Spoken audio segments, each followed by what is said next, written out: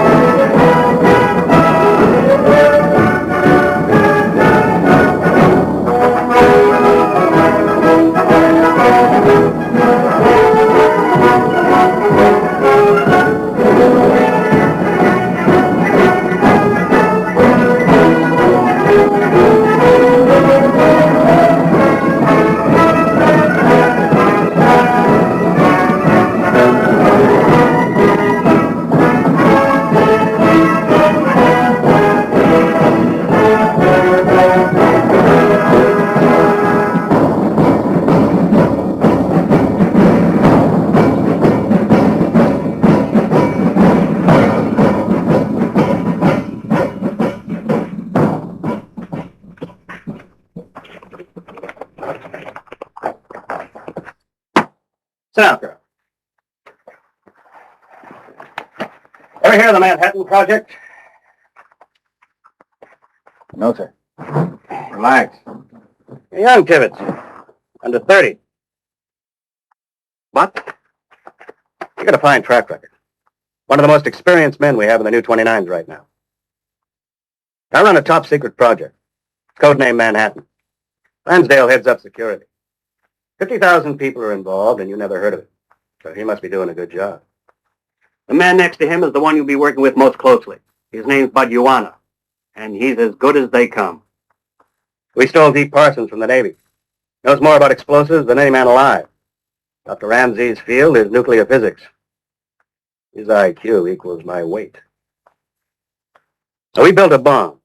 At least we're down to the short strokes. It's big, it's heavy, it's very sophisticated. And it's a powerhouse. Just how powerful, we're not sure. But this we know. 1,000 B-29s loaded with conventional explosives wouldn't equal the force of one nuclear explosion. Nuclear explosion? Atomic. Don't try to picture it, Colonel. I'll explain later. That's quite a secret. Now, MacArthur doesn't know about it, neither does Eisenhower, Admiral King. Nobody knows about it who shouldn't. I can make it. Your job is to train and command a special squadron capable of delivering the package. You're accountable to me, the Secretary of War, the President, in that order. Anybody, anything you want, you use the word silverplate. That's your priority code, silverplate. As far as pilots and crews are concerned, the Air Force staff recommends these airmen. I would prefer to pick my own crew, sir. Okay. Get going. Try N for navigator. No. It started with a V. Van Kirk. That's right. There you go.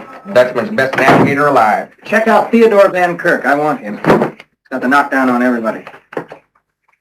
Security? Ooh, well. Say there, you got anything on me? Nothing you don't already know. That's right. I'm just a poor, innocent country boy out of yesteryear. You are a wheeler-dealer, Farabee, and I mean that in the most unkind sense of the word. You remember North Africa? Operation Chicken? Oh, now wait. You talking about the time I roasted a chicken over an open fire in a B-17? I was referring to the great egg caper. You sold a B-17, which really wasn't yours to sell, to an Arab for a daily delivery of eggs. But you see, we needed those eggs. Oh, yeah. Not a one of us in the crew wasn't suffering from beriberi or some other dreaded disease. Sure. Anything to help the morale and health of your buddies. Tibbets. You want it? Yep. All right. Thanks. We located Bob Lewis. Are you sure you still want him? Sure as God made bad apples. Okay. But he makes Farabee here look like Shirley Temple.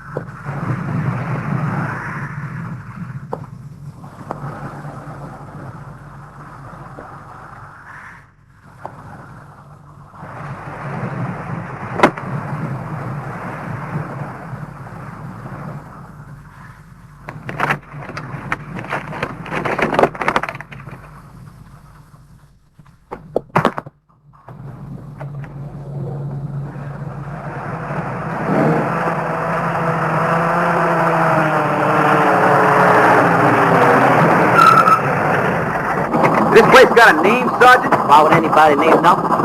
Yeah, this place is Wendover. What, Wendover Desert? Well, where's the town? Where's the people? Where's Wendover?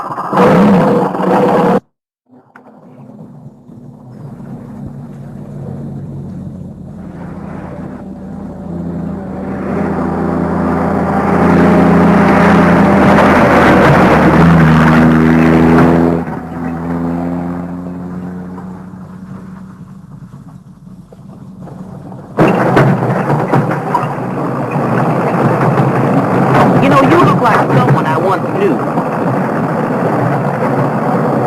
Got it, the rat races at Fort Smith, Arkansas. So what? Used to be a waste gunner, right? Yes, sir.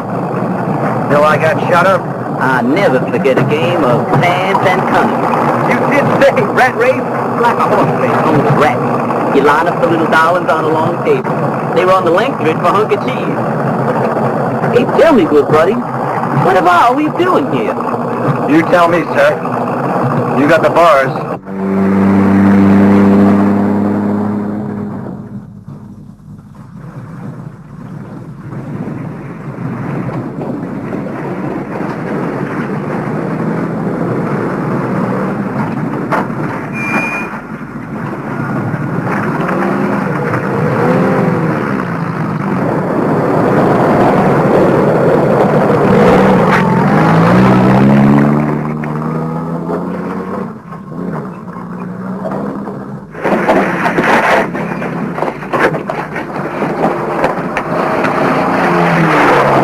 Oh, boys! What an unpleasant surprise. Weenie, won't dog. Hey, Buck. You seen Paul Tibbets? Not in a month. All I got was proceed immediately to this garden spot of the universe. You expect me to believe that? You've been his fair-haired boy on 2 continents. It's the revolving truth. What about you, Lieutenant? My name's Jake Beezer, electronics. I think what we're doing here is pretty obvious. Yeah, well, clue us in, Lieutenant. We're all ears. We're going to Europe. Reassignment to the 8th Air Force. What makes you so sure? There's this friend of my father's who's a brigadier in personnel. Well, I asked him for the 8th because I got this thing about Nazis. They're making lampshades out of my relatives, so I figure I owe 'em. So if that's where I'm going and you guys are here, I figure Europe's the destination. I don't mean to be oppositional. Good word, Sweeney, but I kind of fear a defect in your logic. How's that? Because nobody, but I mean nobody in the history of flight, ever staged for Europe in Utah. All right, get down on all fours here and attack the problem from another angle. Now, outside of him, we're all in B-29s, right? All hot shots, except me. What modesty. No, I'm a super hot shot. The thing is, has anybody so much as seen a B-29 around here? So maybe they're cooking up something new for us.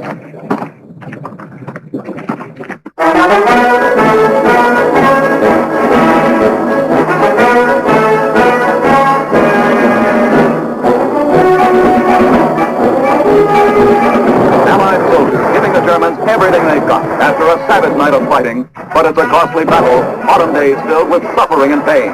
These are the men we must not fail. As the eyes of the world turn to the Pacific, the pilots and crews of American bombers carry the mail over Japanese-held islands with monotonous regularity. American wings regaining the Pacific and clearing the skyway to Japan.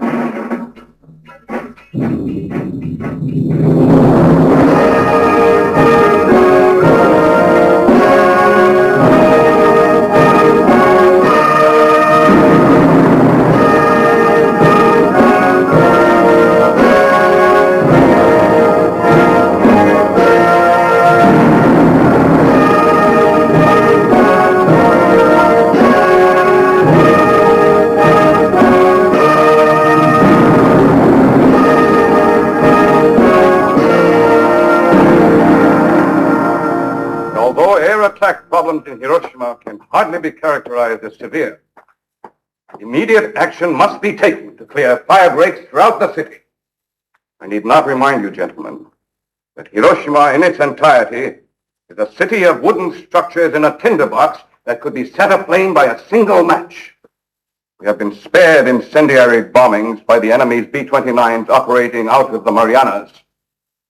But it is only a question of time before the Americans recognize that we are a city of millions, a gigantic munitions factory dedicated to the imperial war effort. America is an industrial, a technological country, emphasizing the power of machines on which they depend for arms and materiel. We, on the other hand, believe that people win wars. And here in Hiroshima, every man, woman, and child is a warrior. And so long as people win wars, ours is the inevitable victory. Dismiss!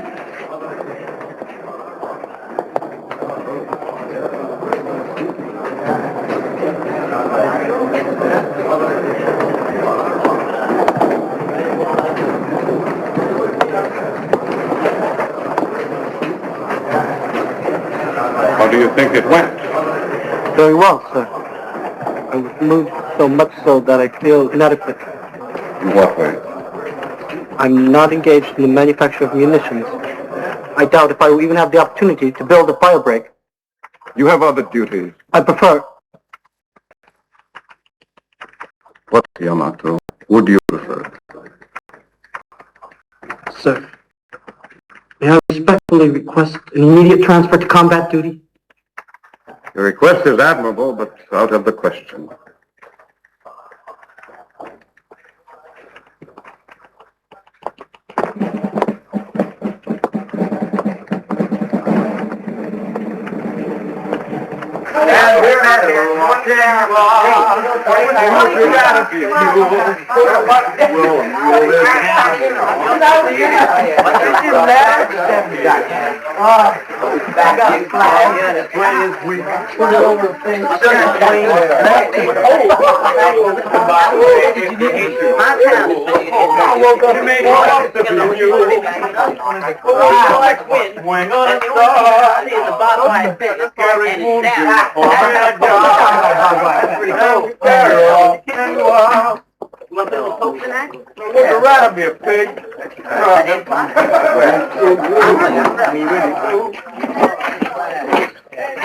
Lewis.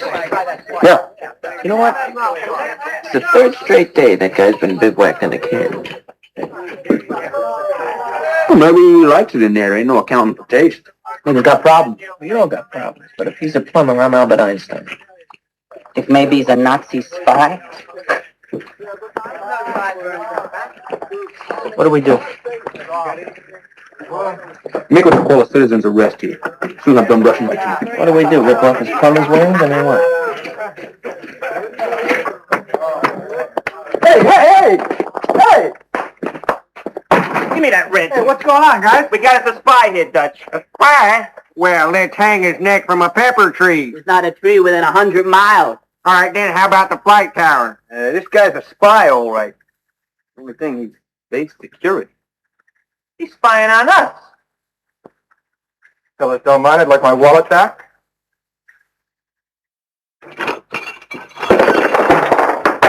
I could use this wrench. Nice pair of pliers. 509 personnel, fall out 10 minutes, protect area C. Group 509, fall out 10 minutes, protect area C. Hey! Hey, my tool! Hey!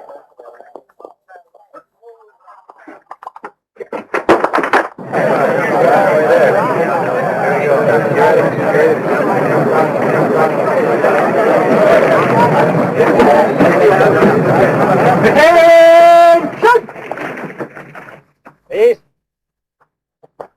My name is Paul Tibbets. Some of you know me. Some of you don't.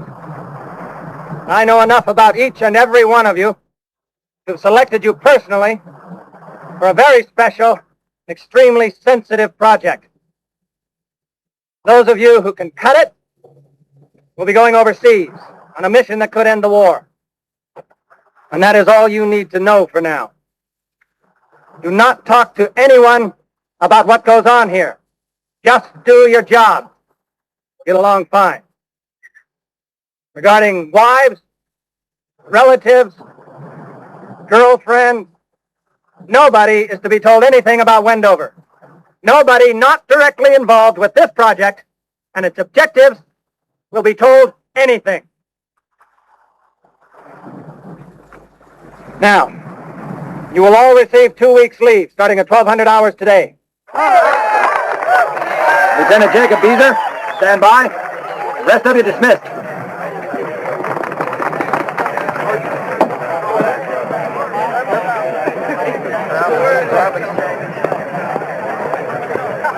Lieutenant Jacob Beezer reporting as ordered, sir. Furlough does not apply to you, Beezer. You remain on base. Yes, sir.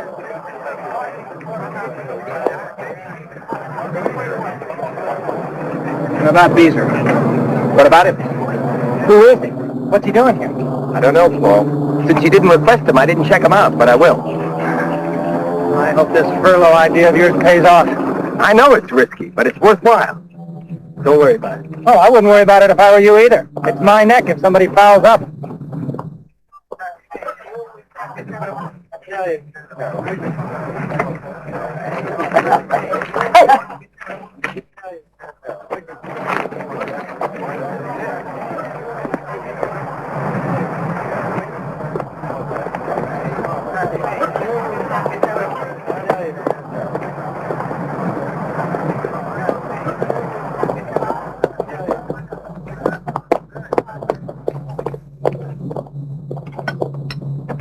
It's like a B-1 rocket or something.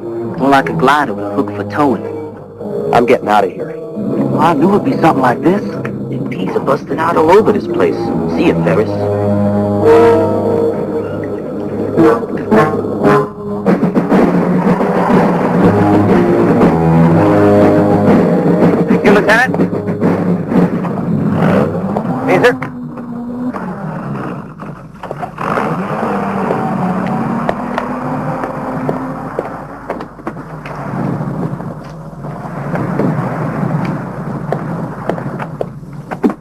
understand you put in for transfer overseas. Yes, sir. Why? 5'7". Actually, sir, you've been overseas. I haven't. I've been teaching radio and electronics in Florida all this time. I think if you're wearing a soldier suit, you'll do a little soldiering. You curious about this mission? Absolutely. You ever been to Los Alamos? Never heard of it. Neither have I. That's where we're going. May I ask why, sir? You really don't know? No, sir.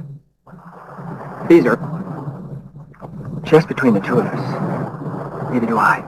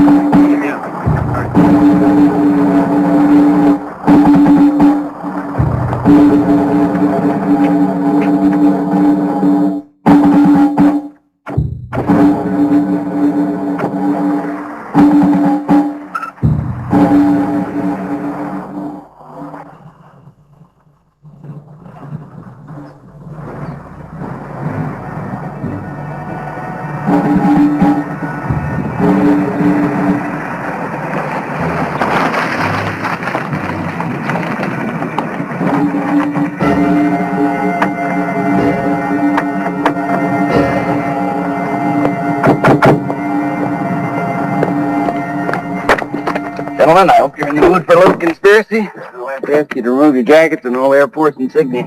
When you get to Los Alamos, you'll be just another couple of broken-down Army engineers.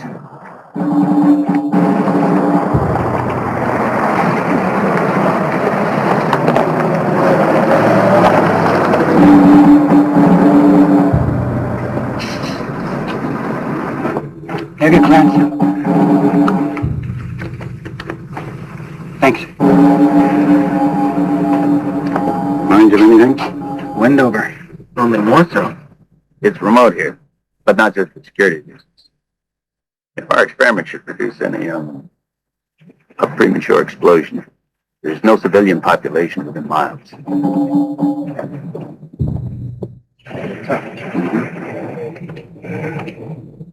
All clear, sir.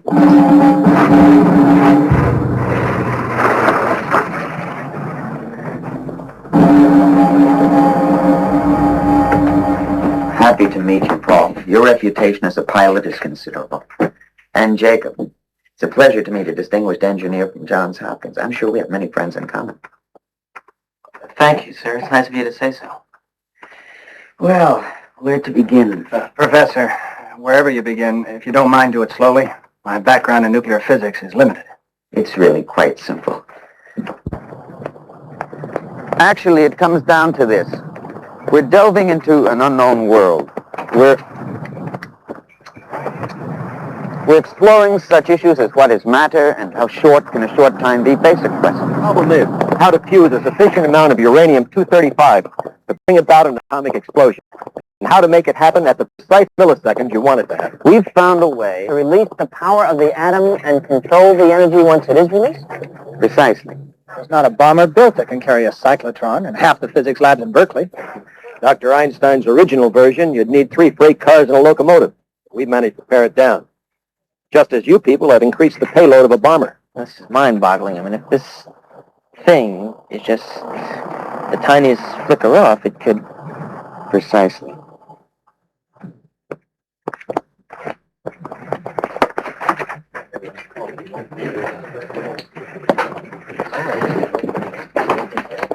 So, we experiment.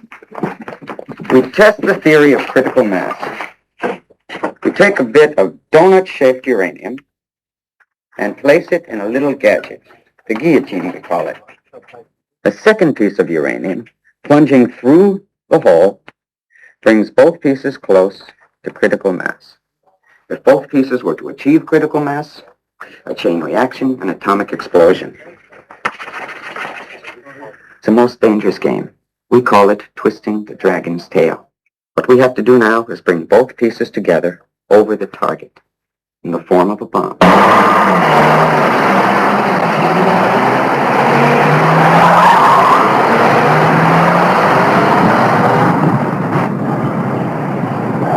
Well, Beezer, what do you think? I don't know, sir. I need a little more time, I guess. Right now I'm just kind of numb. Yeah. Can you give me a rundown on that, what do you call it, the electronic countermeasure? The bomb's fuse mechanism is partially electronic. Under barometric pressure and at a designated height above the ground, relay switches will trigger the cannon device and boom. But what do you do? The bomb circuitry operates at a designated wavelength. Enemy radar could cause us certain difficulties if the same wavelength were used. They could jam the works. Or even worse, they could blow us up. My job is, don't let that happen.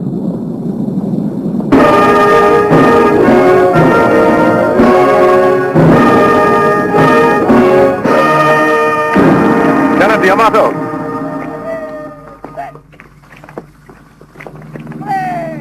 Would you care to join me for dinner this evening? Sir? My daughter is an excellent cook. At least I think so. I would be honored. 7 o'clock? Yes, sir.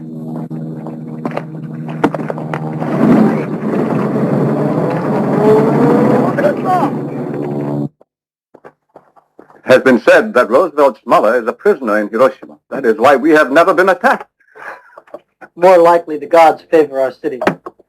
Although, I've heard that MacArthur's mother is from Hiroshima. She ordered her son to spare us. In that case, perhaps we might spare San Francisco. My late wife had relatives there. No member of my family has ever left Japan. I know. I'm aware of your family and its proud tradition of service to the Emperor. Thank you, sir. Have you thought seriously about your future in other areas? In what sense, sir? About the possibility of marrying my daughter? I would be deeply honored. I am the one who is honored, General. I shall write to my family immediately. May the gods speed their favorable reply.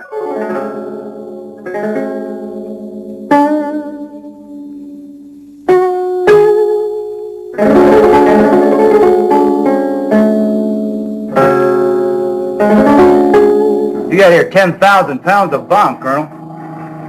It ain't gonna work. And what we need is an adapter. My guys could build it, but that ain't all we need. What we need is a release mechanism to drop it. All right, working around the clock, how long will it take you? Well, I guess you can calculate a month. I don't have a month.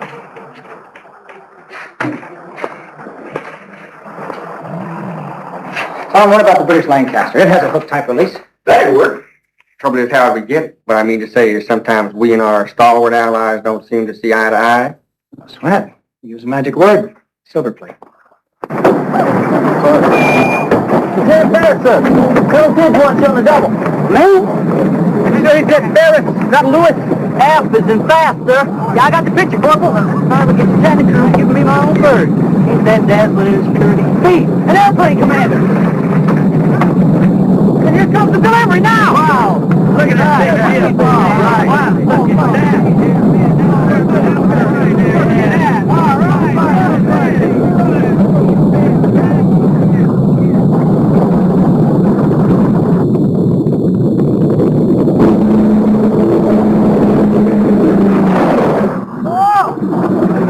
Beautiful!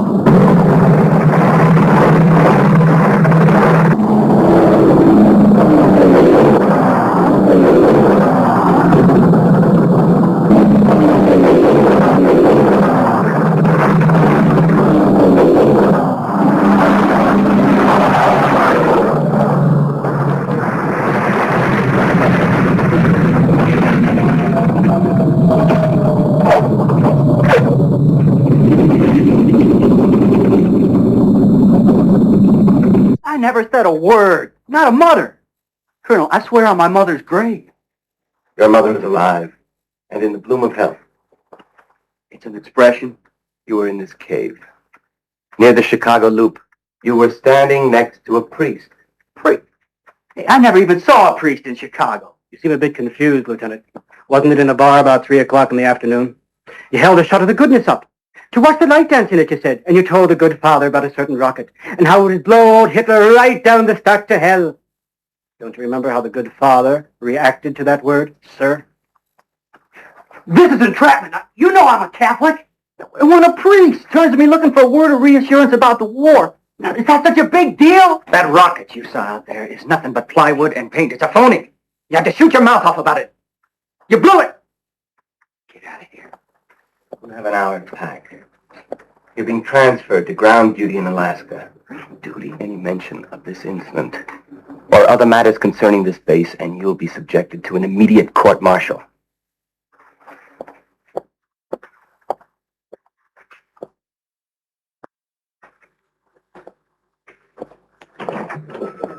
Quiet now. Free to go. I'll see that the news of these Alaskan transfers gets circulated. Stupid. Stupid.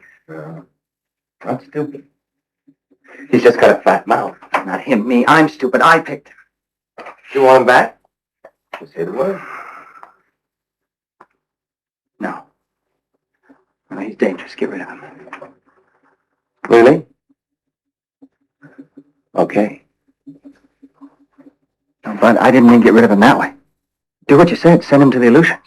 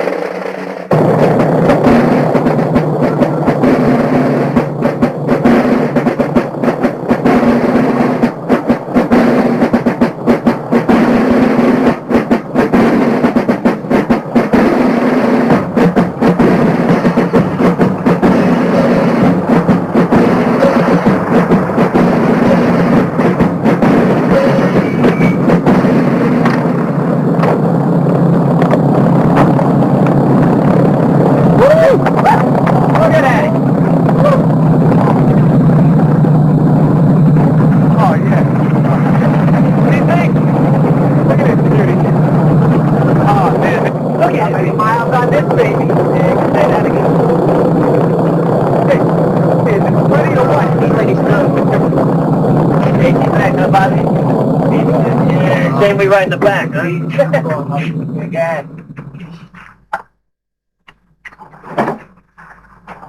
Can I help you? Beg your pardon, sir? You a little lost or something? No. Then do something nice, like lose yourself. Where is he? What are you, like my shadow or a bodyguard? I guess that's my job, sir. But why? I'm like insignificant here. I'm just a technician. Maybe, sir, but I got orders from both General Groves and Colonel Lansdale, sir, to protect you. From what? The guys are already avoiding me because of your devotion. How about a little bribe? Why are they doing this to me? This I don't need. Sir, what I don't need is 20 years in Leavenworth and a dishonorable, which is what I get if you're got after.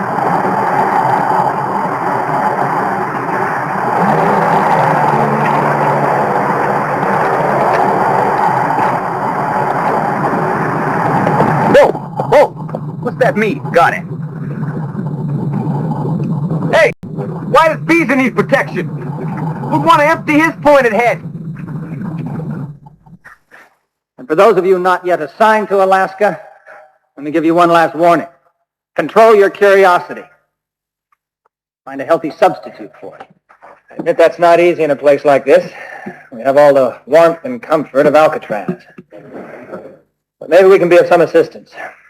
Those of you that are married will, as of this date, be permitted to send for your wives. What about the rest of us? I could use a ball and chain here. There's a war on. Sacrifices have to be made. All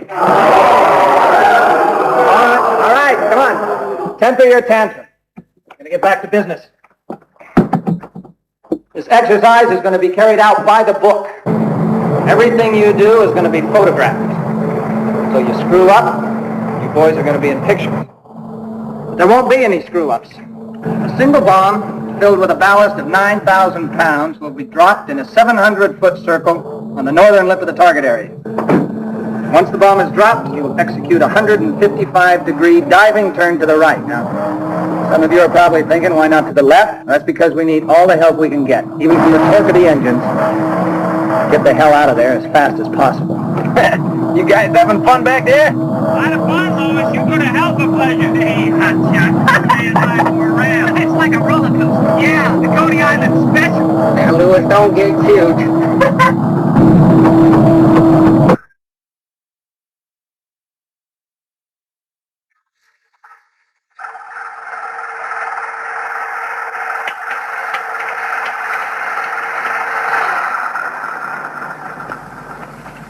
Two of my instruments malfunctioned. I never got to your recommended countermeasures.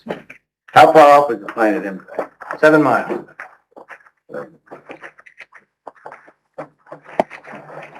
Doctor, dangerous. The plane could disintegrate. I understand I'm not faulting your maneuver or the pilot, but, Too close to the stove, Colonel. Well, how do I get away from the heat if I can't get out of the kitchen?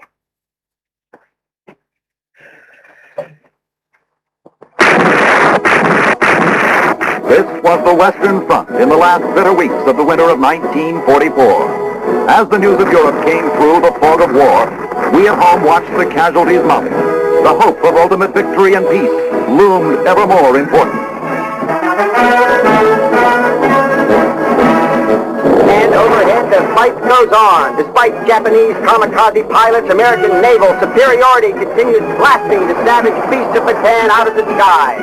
Casualties are heavy as our American boys must sail on for the bitter battles ahead. Where were you in 1941?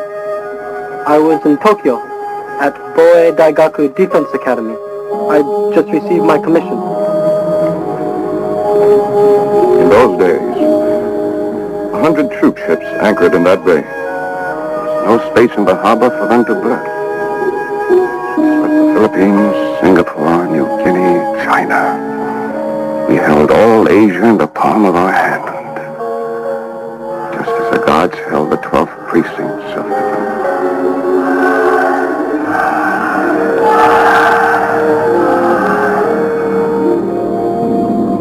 So it will be again. Have the weapon? Kamikaze. Our young warriors. Just as centuries ago the gods destroyed our enemies in a great typhoon, so our young men will be the typhoon of tomorrow. Devastating, indomitable. Kamikaze. Divine.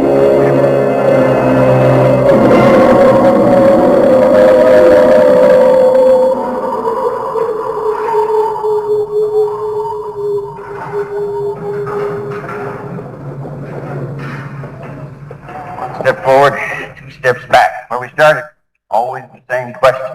How big is that blast going to be? And will the bomber survive? Now, Deke, if the aftershock is going to be as big as you're telling me, the bomber won't survive, not if it's hit from the bottom. What if the escape maneuver was in a direct line away from the blast? If instead of banking, you went into a climb? That gives you minimal vulnerability with no broad surfaces exposed. You can't climb fast. Besides, it's worse getting hit from the back than it is from the bottom. You're guessing, right? Has anybody ever put a B-29 into a wind tunnel backward? Deke, I don't need a wind tunnel.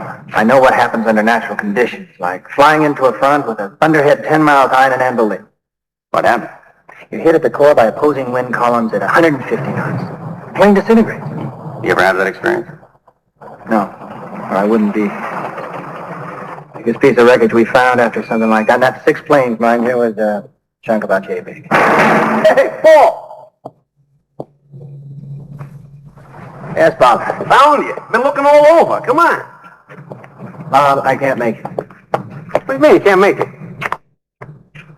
Oh, Colonel, I'd like to introduce Lieutenant Beatrice Lubin. Colonel? Paul and I room together for more than a year. I'd give my right arm for each other. She has changed my life. Splendid. Look, I'd really like to come, but... Come on, Paul. You said you'd meet me for a drink at the club. Then you'll have to start without me. He'd be over later? Clemmy, Paul, you haven't had any time together since you got here.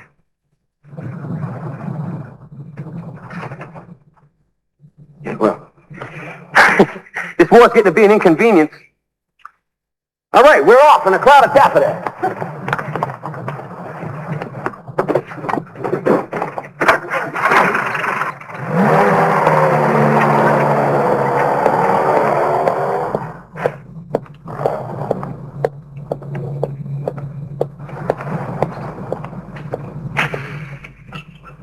There's got to be a logical solution.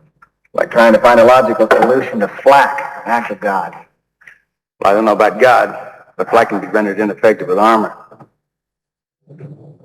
Deke, I tested the B-29 on its vulnerability to attack from Japanese Zeros. Now I use P-47 because it's like a Zero. But I stripped her of all her armor and I lost that 47. What altitude? 34,000 feet. I went to 38 like I was shot from a gun. I left it a mile below me. If you can outrun an outclimb of P-47, maybe you can outrun the aftershock. Let's strip her down. Armor and gun. See if it's built from mother. When are you going to run the test? Tomorrow morning. Break out the crew. We'll work all night. Oh, you're flirting with the Purple Heart. Your wife arrives tomorrow. Chief Sergeant Carty speaking. Hello?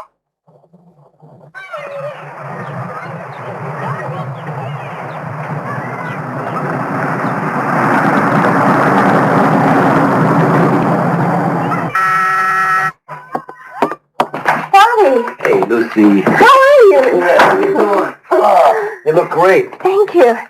Where's my husband? He's busy. Busy? Yeah. Doing what?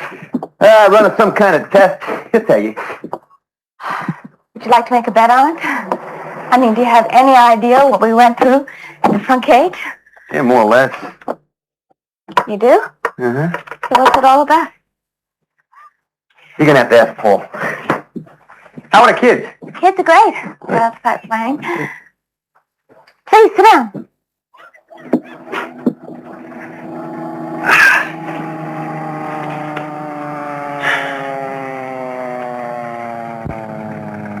You've changed. Yeah, guess we all have. You're referring to Paul? Command does strange things to people. Does even stranger things to relationships. Higher it goes, let us see him. I'm praying to God he doesn't make me wrong.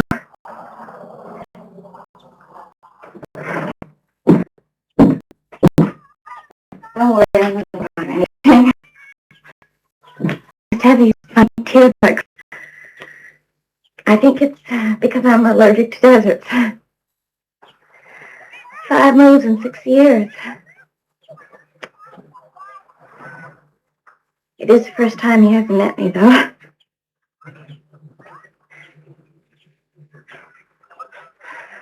Well,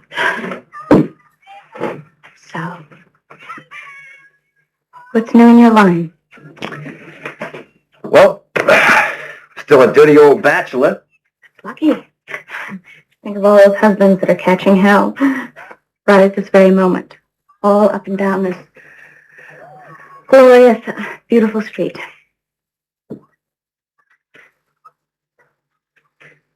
Yeah. Well, better get going. Paul and I are running a test. He's waiting for me at the strip. Sorry. Thank you. Listen. If you could drop by for 5 minutes, why couldn't he? Lucy, I'm an airplane driver. He's the boss. He's got 1,000 things to do. Well, give him my regards. I'm sorry I said that. I'm sorry.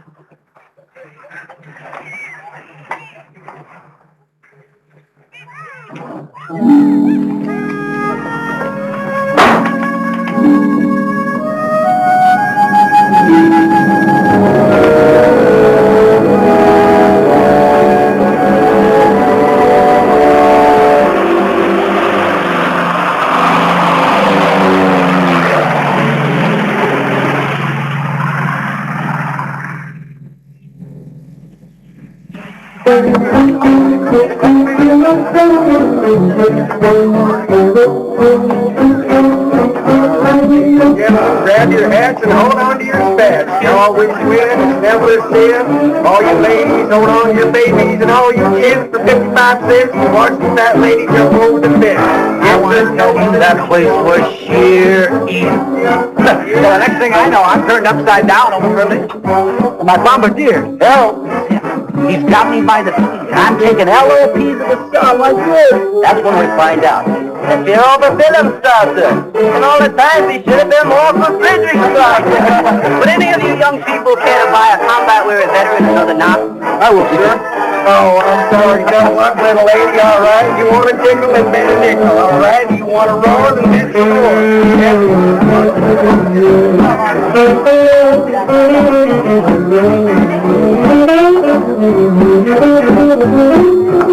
And then there was this time when we were out of it. What's out of it? O-U-D, out of it. Out of oxygen, out of gas, out of scotch, out of women. Out of control.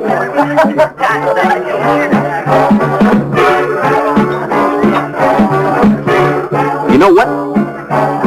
You give me a perceptible ringing in my ears. It's me at the noise level. Try you and me find a nice quiet place and get down to basics.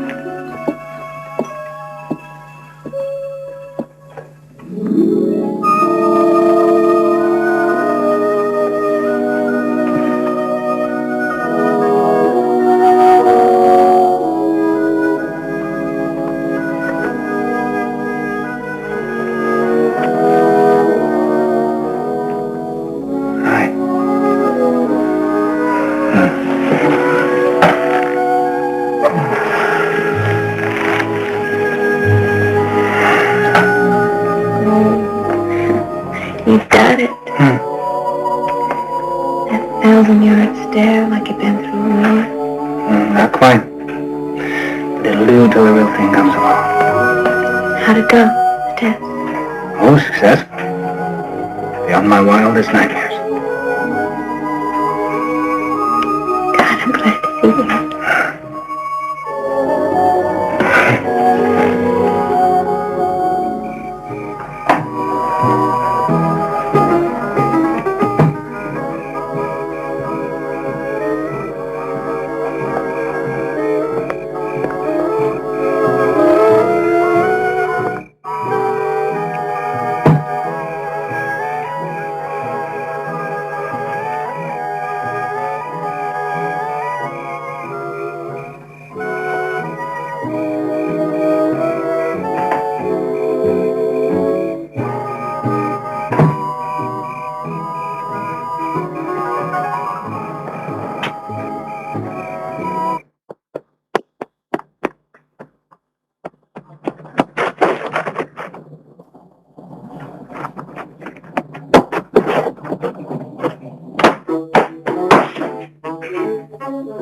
Yankees win a doubleheader.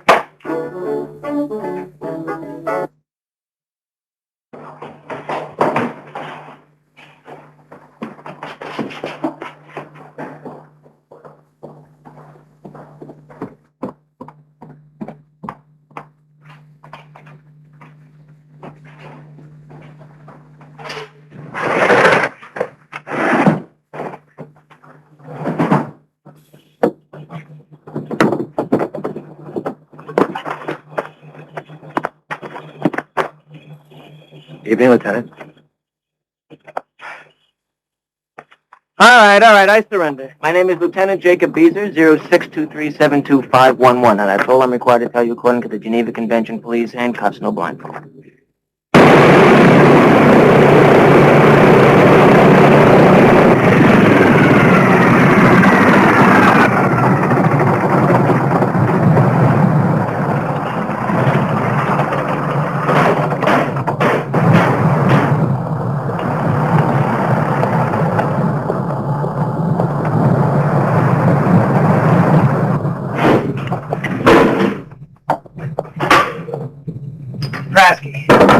Oh, hi. We had some lock nut slippage, but I think I got it fixed. Stephen Krasky. Is that your real name? Oh, it has been, Colonel. Oh, it's been like Americanized. You know, Polish names, they sound like a throat disease. Apparently, the judge had no trouble in pronouncing it. Judge? April 5, 1940, Toledo, Ohio, you killed a night watchman. 2 years in Pontiac before you escaped. It's all there. Your police records, transcripts of the trial, everything. Guess you might say I've got a problem. No, Krasky, I've got a problem. I need you. You're good at your job. Sorry I let you down. Well, you haven't. Not yet. This file is the only copy of your pre-war record. You play straight with me, it stays in the squadron safe. Japan throws in the towel, I'll give it back to you. Personally throw in a book of matches. Thank you, sir. Get to work. You've still got to meet 2 men convicted of manslaughter. And a couple of 3 fugitives the FBI can't seem to locate. What is he doing here? Now, wait a minute, Paul. You wanted the best. These guys are professionals. They found a home, a place to hide. They got forged papers and false identities, like Krasky. Well, that's some option, isn't it? We get rid of Krasky because he killed a man. Or we give him another chance so he can help us kill thousands.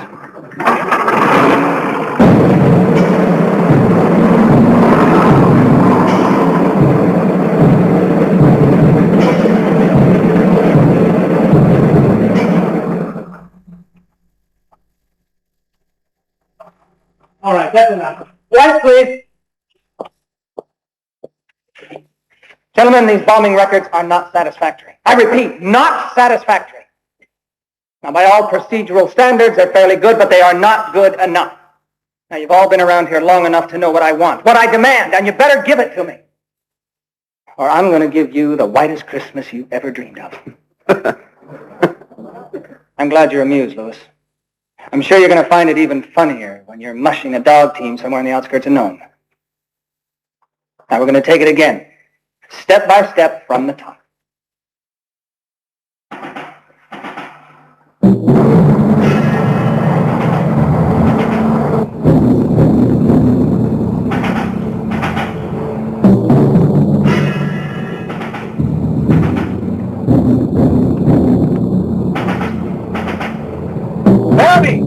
Aiming point coming up. Thank you, Dex.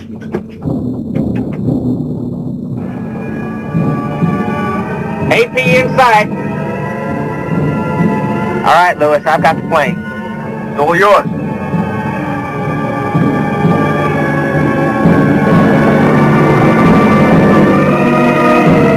Bomb away.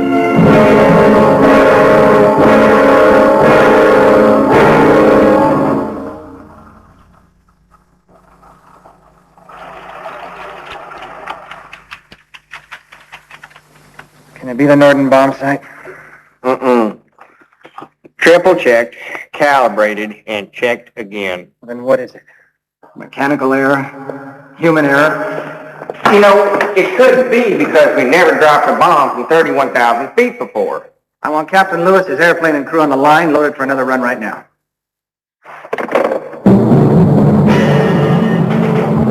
Exactly the way you dropped the last one.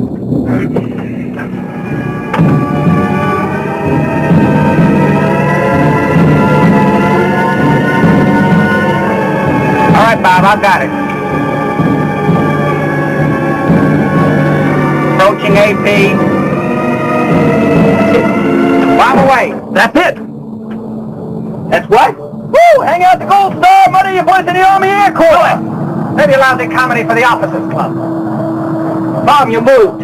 Your head, your whole body, everything. Oh, maybe an inch, less than an inch. Yeah, but at 30,000 feet, that inch is worth 500 feet off target. Well, I'm sorry, but I can't sight and freeze and work the bomb sight at the same time. Nobody can. Now, what you need, suppose you had a headrest. Something to put your head against so you couldn't move.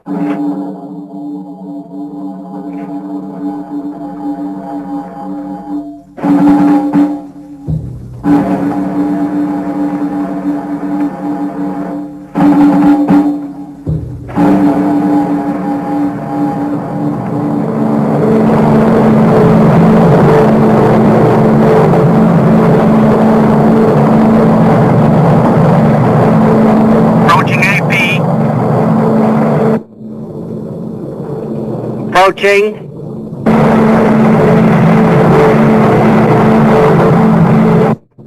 And now, bomb away.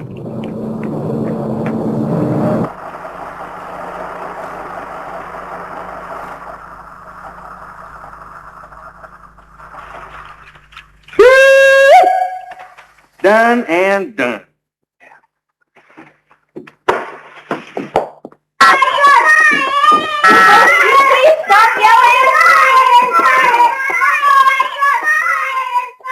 Good evening, Mrs. Tibbetts. Lieutenant, I can't thank you enough for doing this for me. This is Sergeant Crawford who's going to help me. Why don't you children? Good evening, Ralph. Pleased to meet you.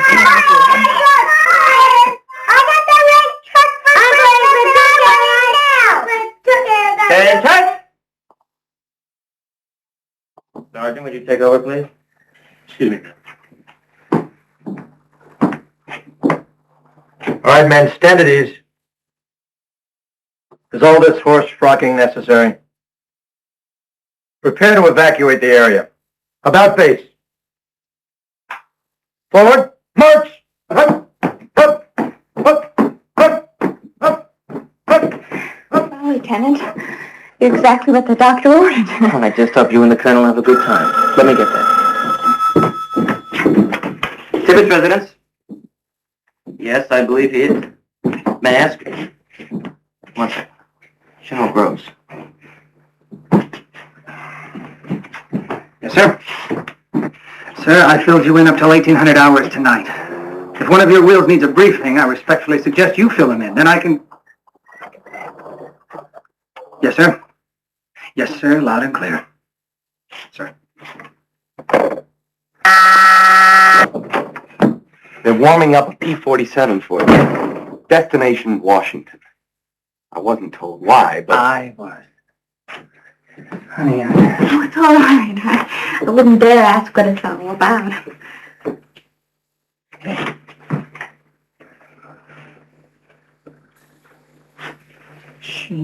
keep it in the family. It'll drive him nuts. Let's go.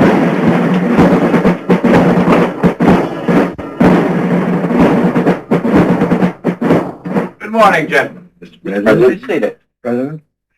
Alexander.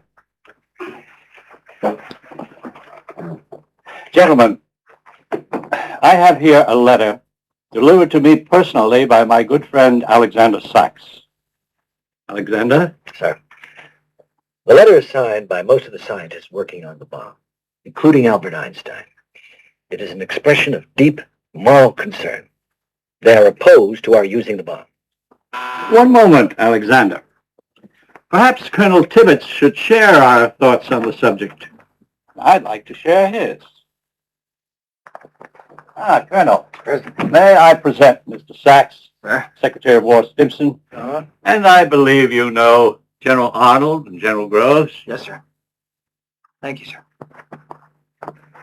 Go ahead, Alexander.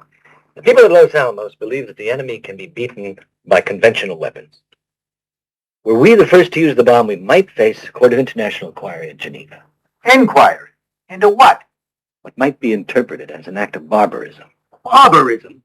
If Germany had had the bomb, would she have used it? Would Japan? I'm speaking of our responsibility, not theirs. Well, the scientists haven't threatened to walk off the job, have they? No, sir, but the heat's on. Meanwhile, our losses keep them out. Alexander, can your people offer a positive solution to this problem? Yes, sir. After a successful test is run on the bomb, we could arrange for a demonstration before a body of allied and neutral scientists with representatives of the major religious faiths. What'd you have them do then? Vote on the issue? Now, every day our casualties are mounting. In the battle for the city of Naha and Okinawa, our army lost over 5,000 men every day. Now, your people, would they like to demonstrate about that? We would like to publish a warning to be sent out to the enemy that the bomb would be dropped in a specified area after allowing sufficient time for the evacuation of human and animal life. Oh, for God's sake. Anything else, Alexander? Just this, sir. An ultimatum would then be issued to our enemies demanding immediate surrender. Failure to comply with this would subject them to atomic annihilation. You mean we let them know 24 hours in advance, and the whole world will be watching? Exactly, sir. Watching our airplane carrying the bomb. Watching it come in like a sitting duck, with every gun in the Japanese Empire trained on. Alexander, how long would it take to carry out your program? About 4 months, sir. Colonel, how do you feel about it? What are your moral convictions? Very strong, sir. Mr. Sachs would like 4 months to carry out his program. With Americans dying every day, I feel, Mr. President, that we're morally bound to end this war as soon as possible, using every weapon at our disposal.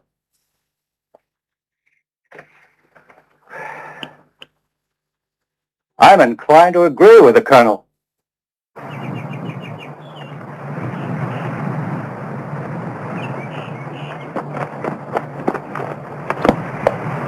Tatsuo, Yes, it is a wondrous sight. Thank you. I thought with your interest in flying. I want to thank you for that, too. It is you who first interested me in it. I hope I have brought you good news. Yes, excellent news.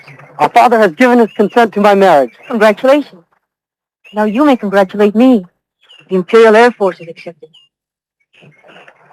But you're only 14. Only? You weren't much older when you took the sacred oath. Tatsuo, I want you to be proud of me, as I am proud of you. But there'll be time enough. There's never time enough. Our country needs all of us, now. Who told you that? You? You've said it many times.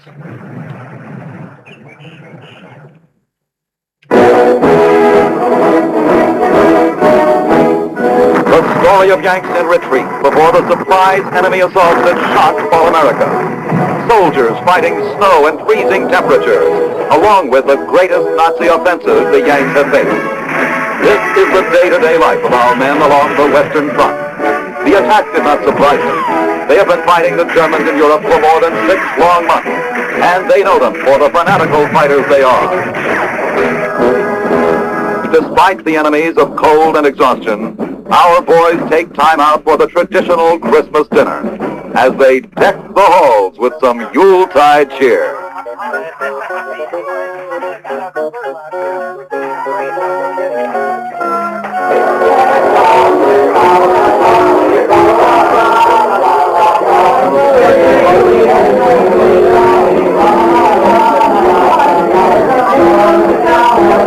You know what I would like for Christmas? A pair of lightly loaded dice. You happen to know where I might get them? With an elephant.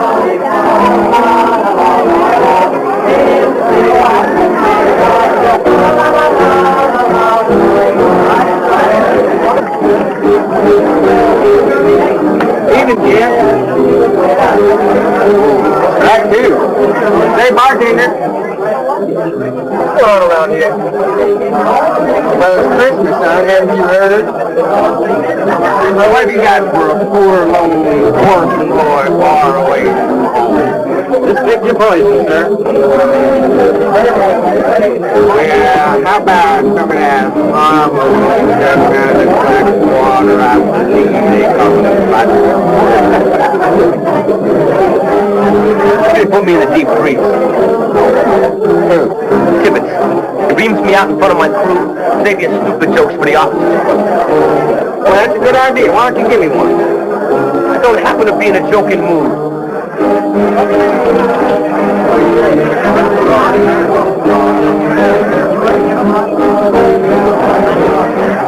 Merry Christmas.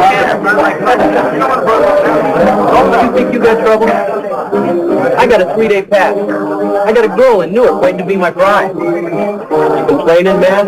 You got everything. What I don't have is transportation. Grab yourself an airplane. Who's gonna fly it? I'm in maintenance.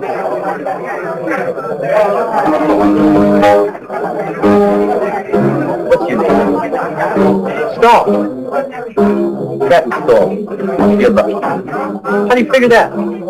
You're lucky you bumped into me. Stick with me, kid. You'll never be warned. Wait right there.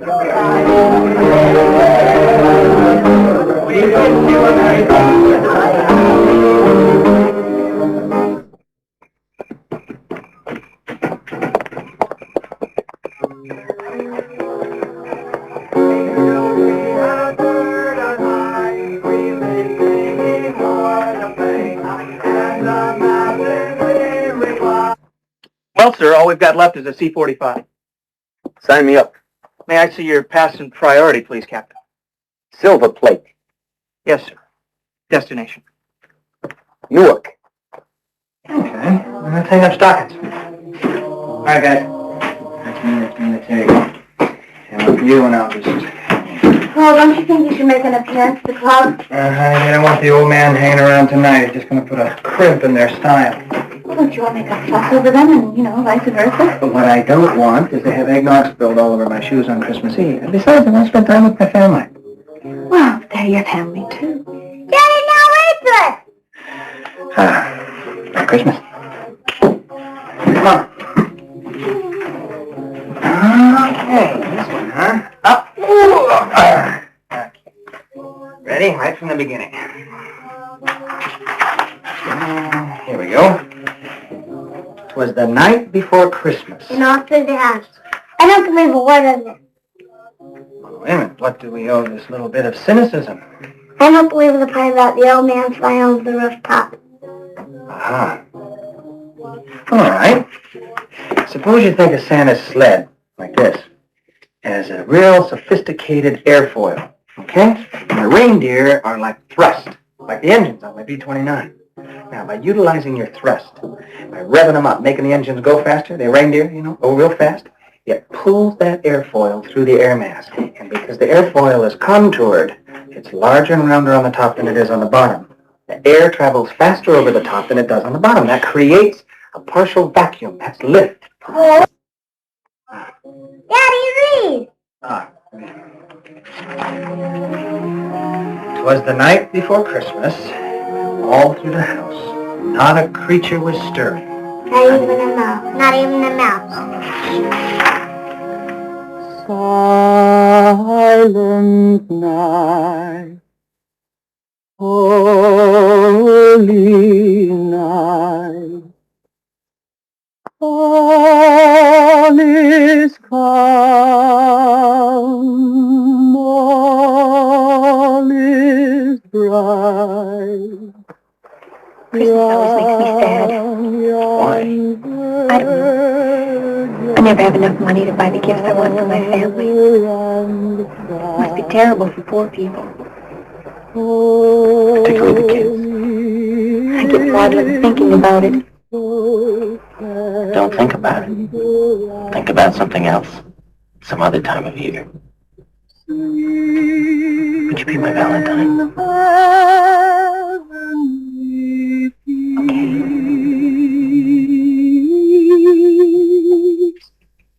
Sleep in heavenly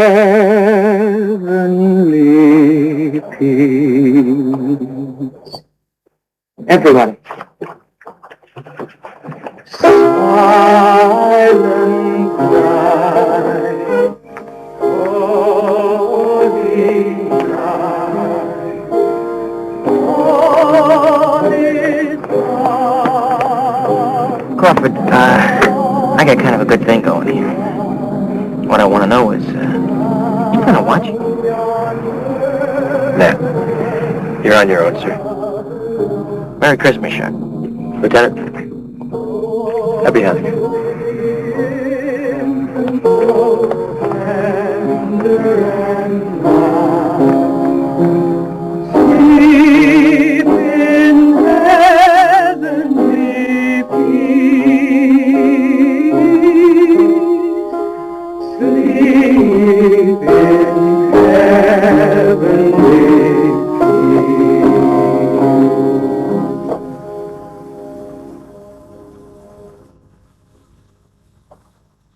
You took it upon yourself to countermand my orders that no flight personnel were to leave this base over Christmas. Your flight log. Flying through a blizzard. You expect me to control the weather? At an altitude of 100 feet. I had it drop down and follow the road light. Didn't occur to you to use instruments. My compass was out, sir. Why did you land in a cornfield in Indiana? It was on the approach to the airstrip. Why didn't you use the airstrip? Because I was out of gas. It was one gorgeous piece of flying. Is that your considered opinion? I could prove it. Oh? I'm alive. And I've got a deadline to meet, and I'm damn well going to meet it with or without your help. Tibbet, you're obsessed with this mission. And you are not irreplaceable. Oh, that's your considered opinion? There's going to be a lot of talk on the base that I'm letting you off easy because of our friendship. Don't even start to believe it. Oh, come on, Paul. You're dismissed.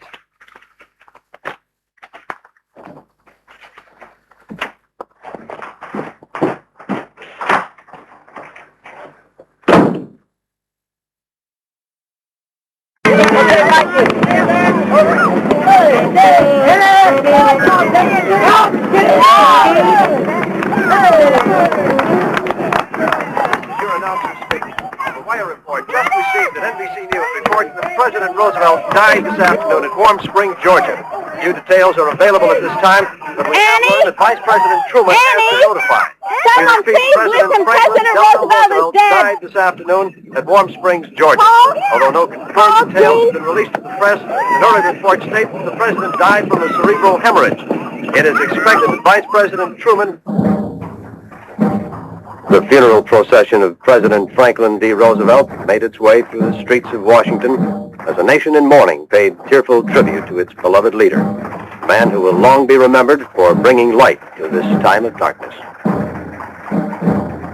I, Harry S. Truman, do solemnly swear You will faithfully execute the office of President of the United States that I will faithfully execute the office of President of the United States and will, to the best of your ability, and will, to the best of my ability, preserve, Boy, is he in for a surprise. and defend the Constitution of the United States. He didn't know? Preserve, protect, and defend the Constitution of the United States. So help you God. So help me God.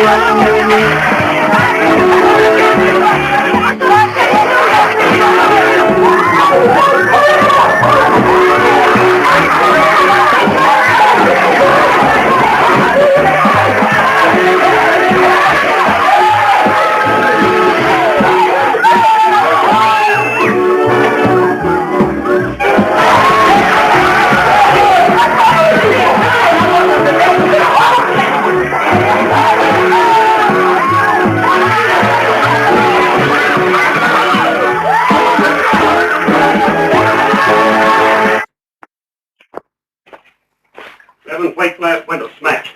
4 sinks pulled right out of the wall. 2 feet of water in my kitchen. Go ahead and look if you want to. I've seen it all. You look outside, you'll find a Jeep in the swimming pool. I'm not one to file charges, Major. But How much? well, $1,000 for cleanup, $2,050 for glass and plumbing, paint $450, carpet $900. How much? Well, there's more to this list, you know. What's the total? $9,443 minimum. Listen, I'm awfully sorry about this.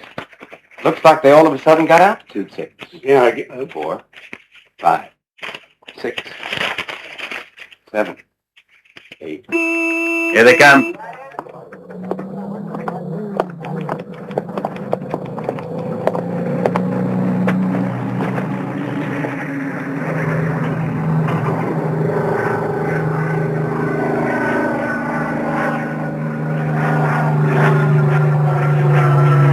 Like the Death March on Bataan.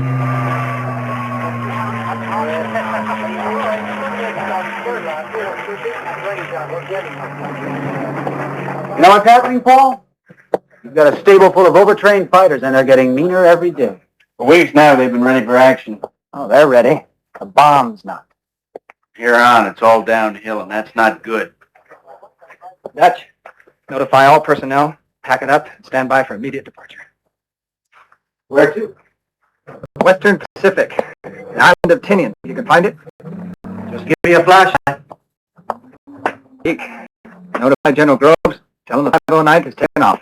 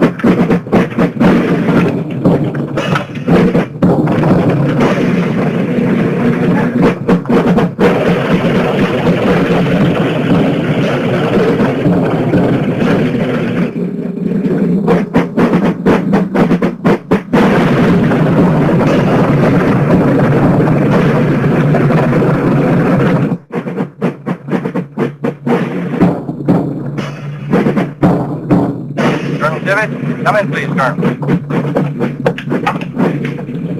Tibbet, Got a fuel injection problem in Captain Lewis's plane, over. on my way.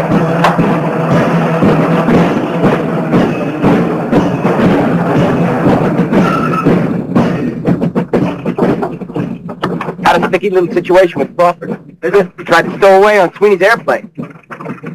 Taking that bodyguard business a little serious, isn't he? Nah, that's not it. He was a waist gunner before he got shot up. Wants his job back.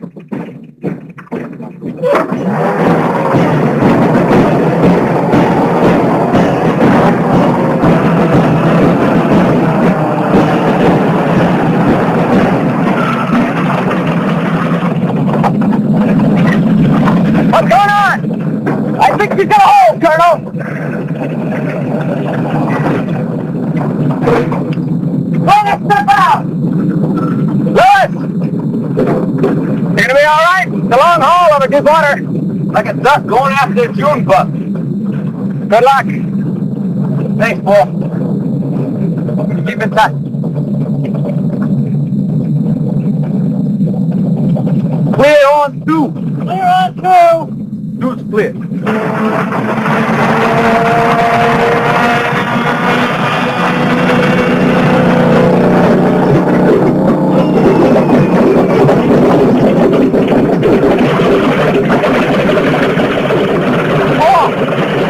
What about him? What are you waiting for? I beg your pardon, sir. Are you going to flip it in or do you want to fly? No. Yeah. Thank you.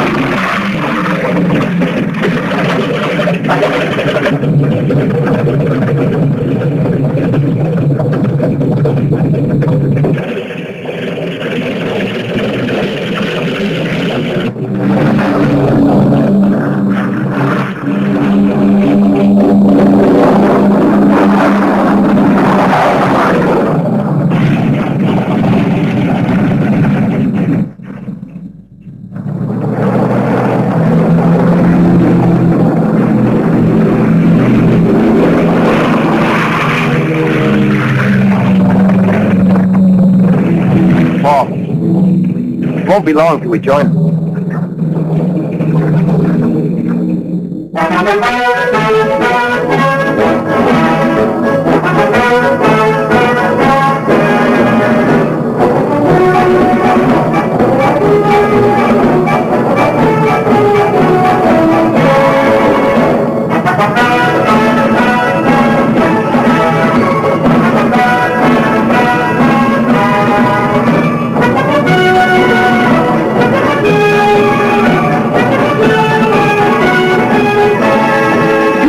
509th overseas? On whose authority? On mine, sir.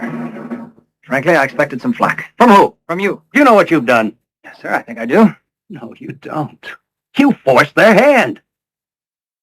Whose hand, sir? Los Alamos. Without your airplanes, there's no way those scientists can keep tinkering with their toy. Good thinking, Colonel. You got us moving.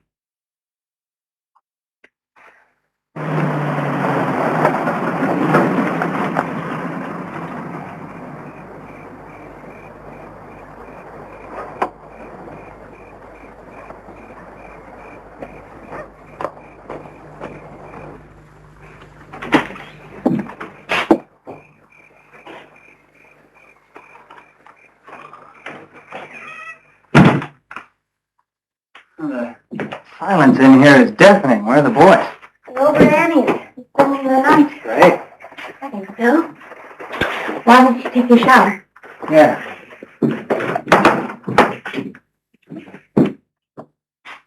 Honey, where's my chart? My map of the Pacific. The boys take it down?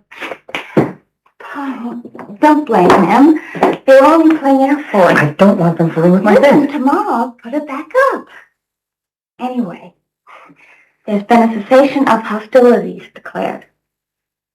Surprised you haven't heard about it. It was on the radio. Well, nobody tells me anything.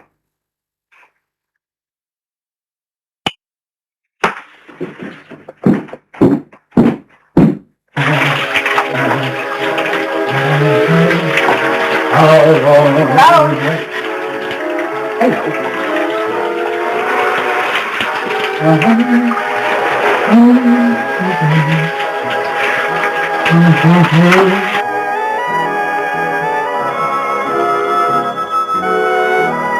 Honey, the phone! I don't hear a thing. Tell them I'll be right there. I won't tell them anything.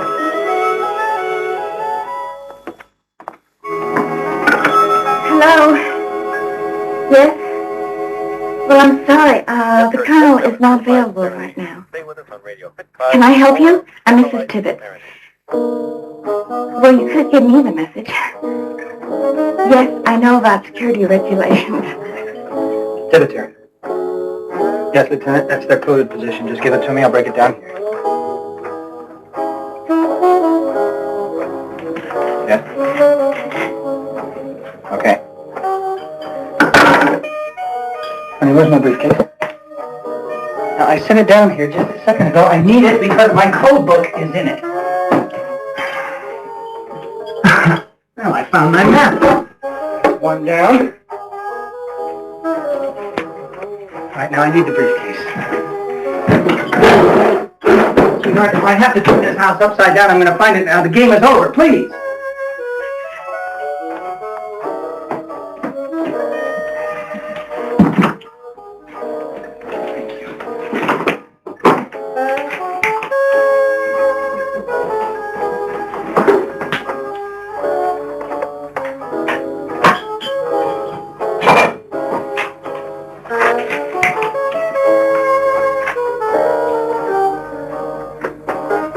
Everything's going to be all right, isn't it? Yes, for now. Honey, would you turn off that noise, please? Please.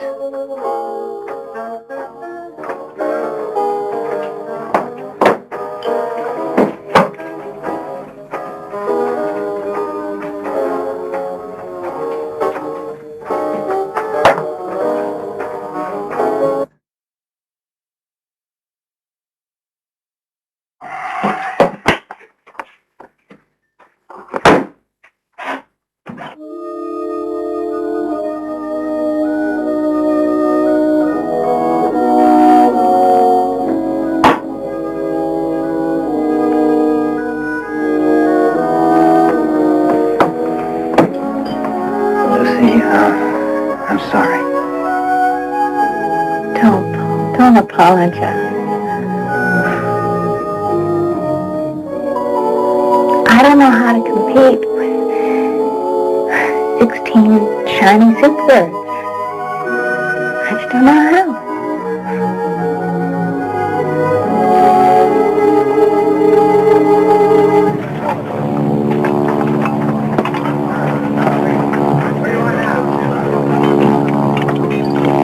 Brother, this letter is written in haste, as they keep us cadets busy morning till late at night, being taught all of the movements of flight training we will need in our glorious opportunity to serve our Emperor and the Empire.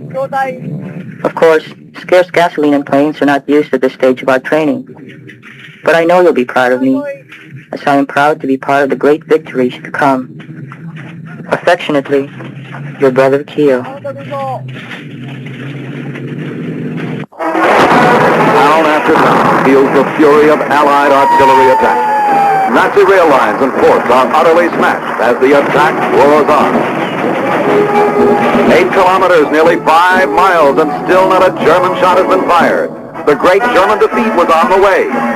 In another section, our boys receive a surprise visit by General Eisenhower, known to all the G.I. Joes as Ike. The victorious Yanks carry the word, the Hun is on the run, and the Allied drive was on.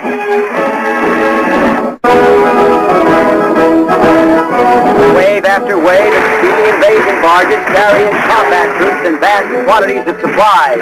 But the Japanese offer formal resistance to the establishing of beachheads. The Japanese took the island in June of 1942. Now the Americans have come back to retake it. Despite heavy casualties, they are here to stay as they march the way to Tokyo.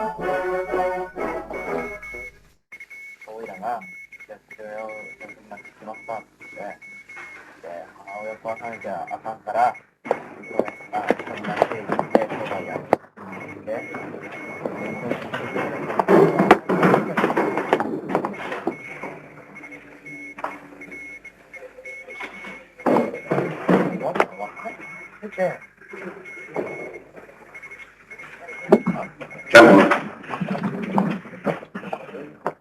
Germany has surrendered. We stand alone. The city's morale is high, And it is up to you to keep it that way, gentlemen. but sir, what is our position? From the Goto Islands, south to the Otsumi Peninsula, a series of interlocking defenses stretched back from the coast, layer upon layer, devised to inflict the utmost casualties to the Americans. Our people of all ages, in or out of uniform, will be utilized. You may expect the initial assault Against Kyushu, 1 November, with a force of 815,538 troops. The invasion of Honshu is scheduled for next March, with an additional commitment of over 1,100,000 men. General Marshall, what are our estimated casualties? Well, Mr. President, it's difficult to give a specific figure. Give me your best estimate. How many casualties can we expect if we have to invade the island of Japan?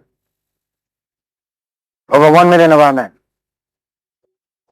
MacArthur thinks we'll be fighting a guerrilla war that could last 10 years, a war of attrition. On the other hand, My estimate is closer to 20 years. The Japanese are committed to defending the empire to the last man. Casualty estimate is 4 million Japanese. on the other hand, there's a significant bloc that would like to end the war. The Japanese would sue for peace if they were encouraged to believe they might be given favorable terms. The problem there, Mr. Compton, is our demand for unconditional surrender. Gentlemen, I don't believe the American people would settle for anything less than unconditional surrender. Not after Pearl Harbor, Bataan, the way they've treated our captured American airmen. What are the estimates of casualties for the Japanese if we decide to drop the bomb? about 20,000 Japanese killed. Mr. President, my colleagues of the scientific community respectfully request a non-military bomb drop to demonstrate to the Japanese the futility of continuing the war. The thing that's been worrying me is that how can we be so sure this thing's going to work if it's never been tested? Well, a warning followed by a dud would be a real disaster. Assuming that it would work, I doubt whether a sufficient demonstration could be devised that would convince them to throw in the sponge. The point is, we don't have enough bombs, and it's vital that a sufficient effect be attained as quickly as possible with the few we have on military-industrial targets. To expect a genuine surrender, the Emperor and his military advisors must be administered a tremendous shock, carrying with it the proof of our power to destroy the Empire. Such a jolt would save many times the number of lives, both for America and Japan. Gentlemen, I don't believe we have much of a choice. President Truman, in his speech at Potsdam, has called upon the government of Japan to proclaim now the unconditional surrender of all Japanese armed forces. and to provide proper and adequate...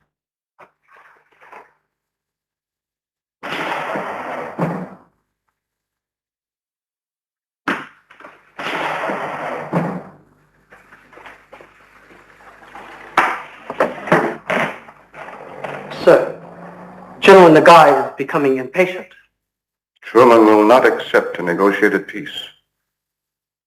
It seems the Americans' demands for an unconditional surrender includes a form of government dictated by the Americans. What kind of government? One that may unseat the Emperor from his throne. Send the General in, please.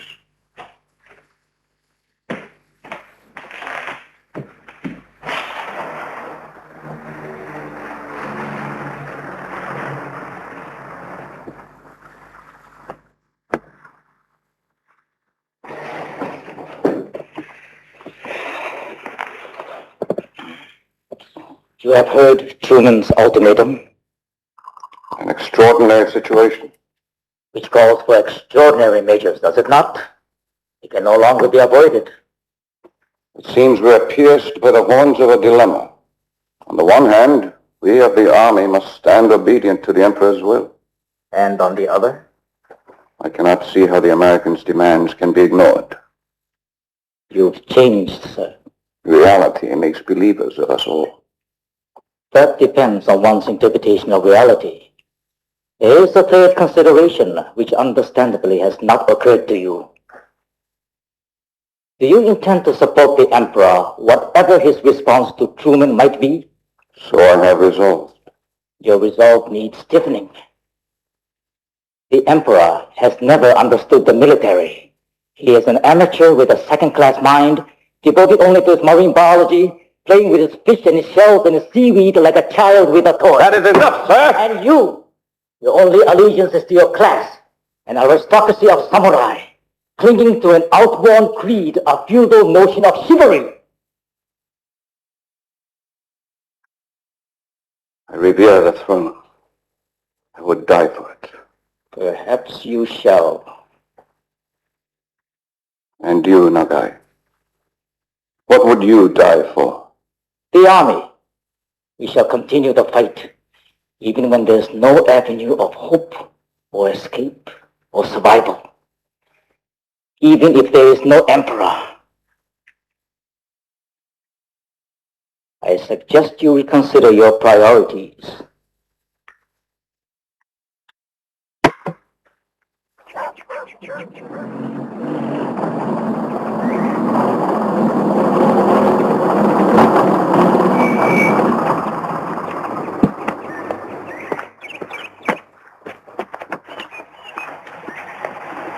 In a minute, Sergeant. I'm amazed. I didn't think you'd have me half-packed. Practice.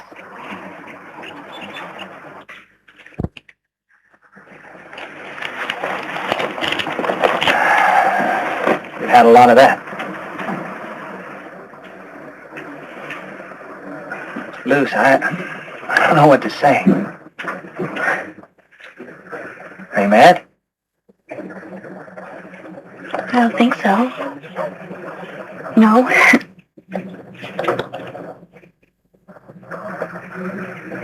I'm off.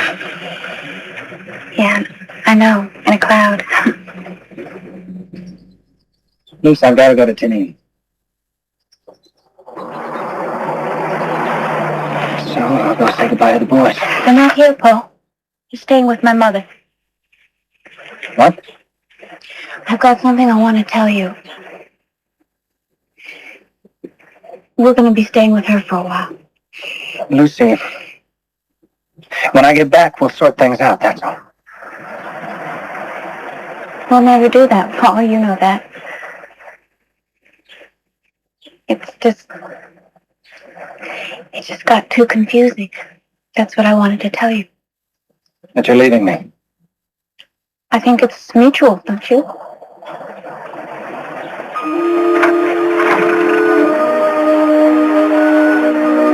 I know you've got a plane to catch. You promised to be good to yourself.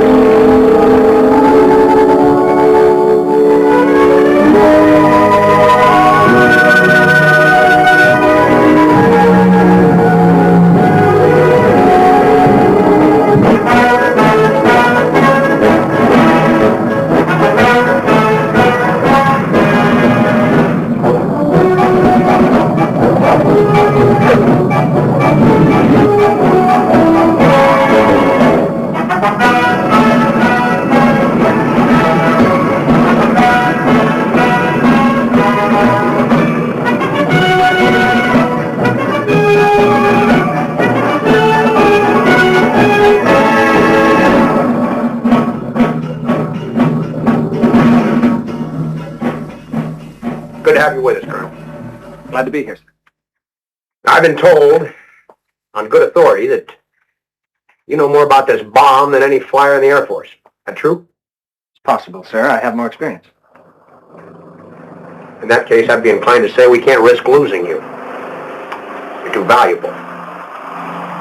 Just what shape is your outfit in? Excellent, sir. The best. I'm sure. But I've yet to see an outfit that, under ordinary circumstances, didn't screw up on its first combat mission. And under ordinary circumstances, I'd keep you on the ground. But these aren't ordinary circumstances. This is a one-shot, where your expertise might be put best to use flying the mission. Anything we can do to help you, you let me know. Thank you, sir. I am living in a dream which, tomorrow, will transport me from the earth. My brother, I do not want you to grieve over my death. Death to me will come as swiftly as the shattering crystal, as bright and sudden as a flash of fire. Death is nothing to those of us who have been called gods without earthly desire. I shall carry the poem you gave me, as I join with a full heart that glorious band of brothers who have gone before me.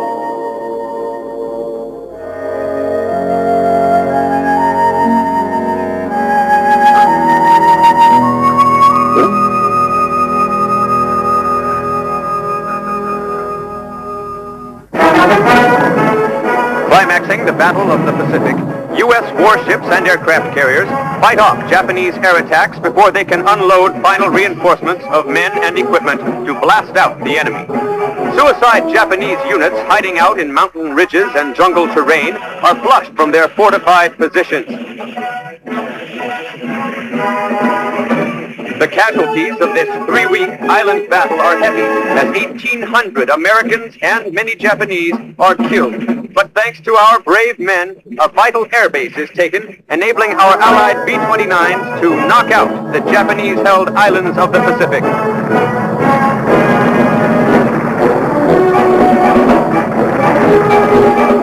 Sometimes a battle-scarred bomber staggers back to our base on Tinian, only to flatten out at the last heartbreaking second. 11 men, and a bomber that didn't quite make it.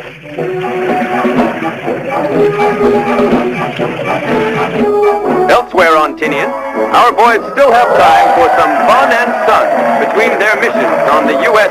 Sky Road to Japan.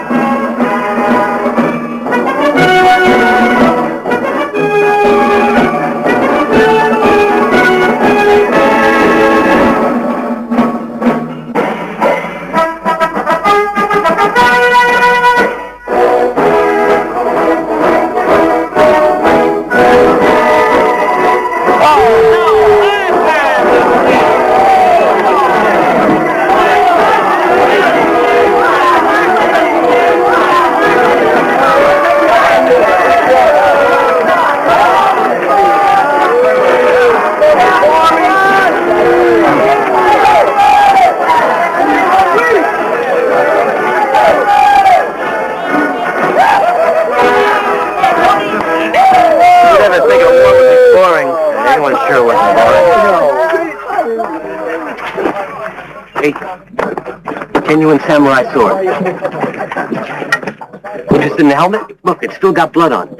Bet you have it for us all? My country.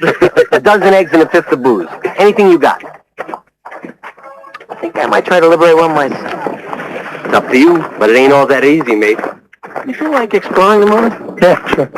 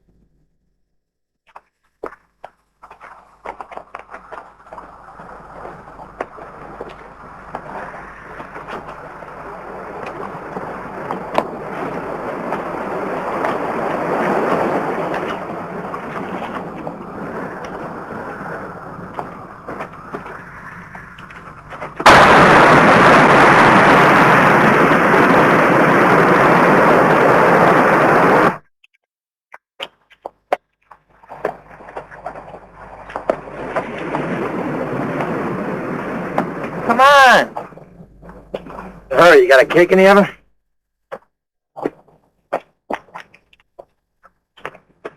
Here's that cake.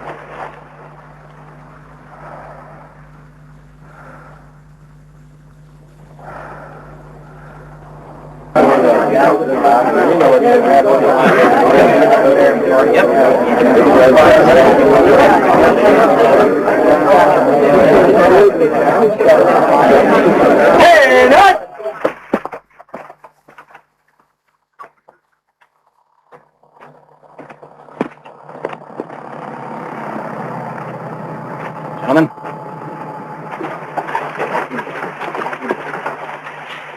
Well, it's been a long haul. I want to thank all the men in the 509th. I'd like to reward each of you, but I think what I'm about to say is going to disappoint most of you. Not everyone is going to be able to participate on this first mission. We can't find a way to fit you all into one airplane. So regarding assignments, Captain Etherly, you and your crew will make a weather check of the primary target, report back to the airplane making the actual bomb run. Major Wilson, secondary target. Major Taylor, your responsibility is for our potential third.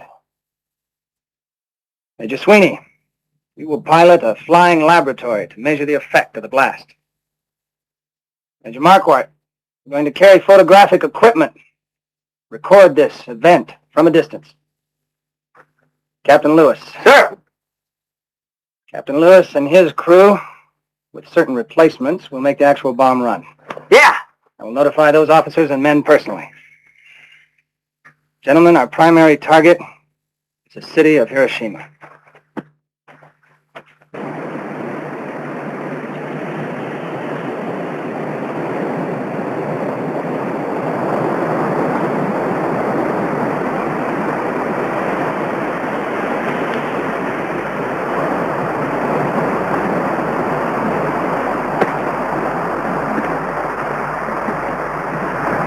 Hey there, Beezer boy. How you doing?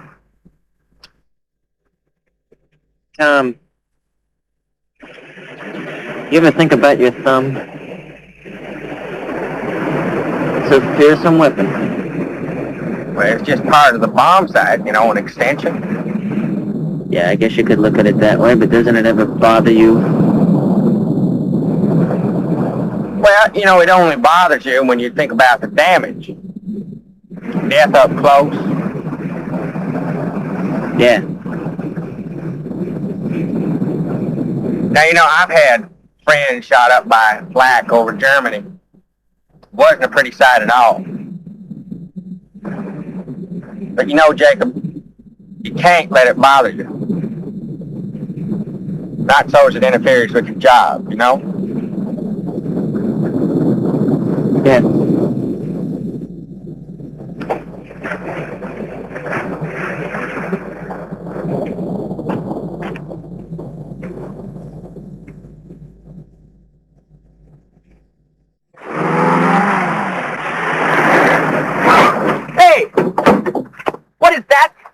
Little words.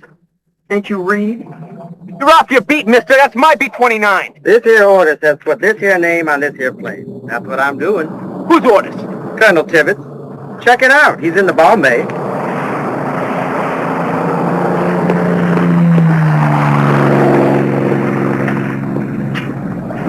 You authorize putting that funny name on my B-29? Bob, what you have to understand is that this plane is government issue. It's assigned to you. And on this mission, I'm the airplane commander. Farabee's the bombardier, Van Kirk is the navigator. What am I going to do? Stand on the runway, wave goodbye? Oh, Run beside the plane, maybe? Bob, you're the co-pilot. Great. No way. That funny name, who's Enola Gay? My mother.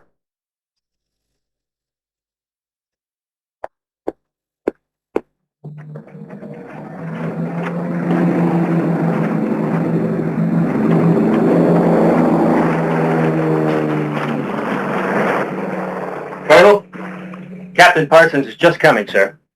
Jepson.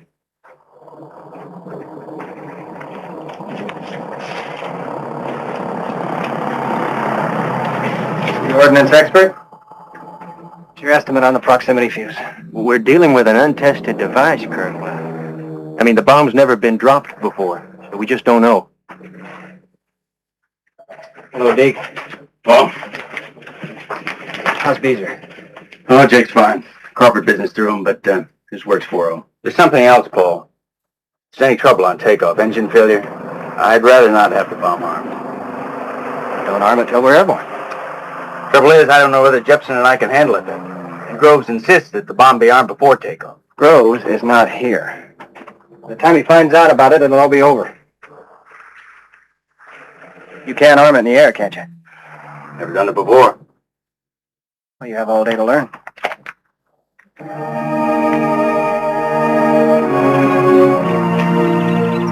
When, may I ask? Just as soon as the war is over. If you feel that is too soon, Father, I shall do as you say. Good. I feel that it is not soon enough. Get married now, tomorrow. Get away from the war for a while. But, sir... Lieutenant, you think perhaps you are indispensable? No, sir. In that case, there is an inn about 100 kilometers from here, where Aya's mother and I took our wedding trip. The inn has a garden with 1,000 flowers. Thank you, Father. Oh, now, you expect the fragrance will last forever.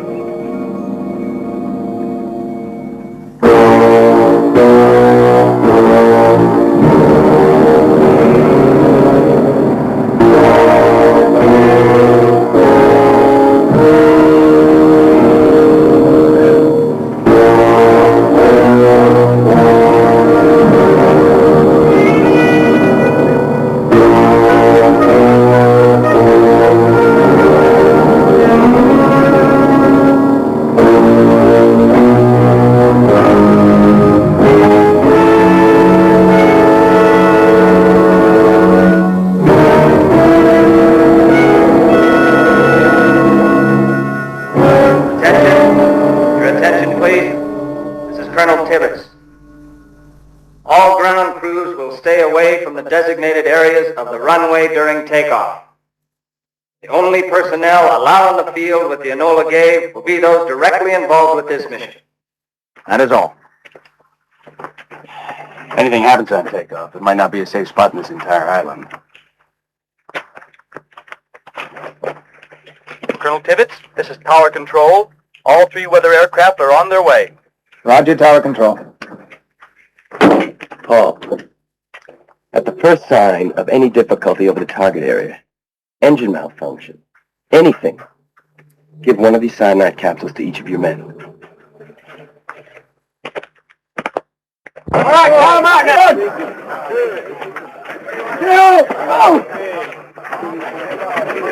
Another pretty fish. Oh, thank you. There we go. There we go. Yeah. One more good shot, guys. Hey! All right, that's it, you guys. Let's go. Okay, come on around here. I want to get a group shot in front of the Enola Gay, huh? Come on, in front of the, here we go. Gentlemen, line up right here so we get Enola Gay in the back here, all right? Huh? Come on in there, will you?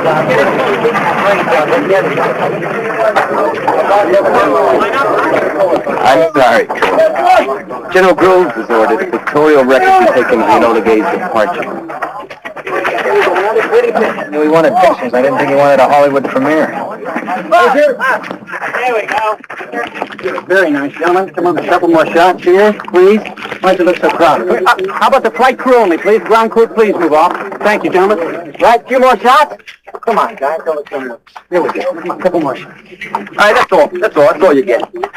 Enough. That's it, sir. Hey, look, you guys. I just want the guys on my crew to know that we got it made here, see? I mean, this is the morning that we're going to win the war. So don't screw up. Got it? Huh? You got it? Yes, sir. Yeah, let's do it. All right.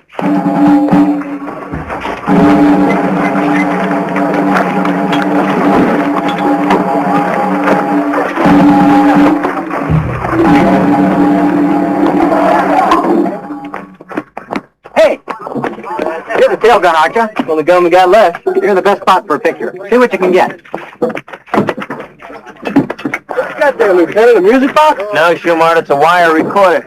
I'm going to record the crew's reaction if there's an explosion. And if there is, who knows what we're going to say.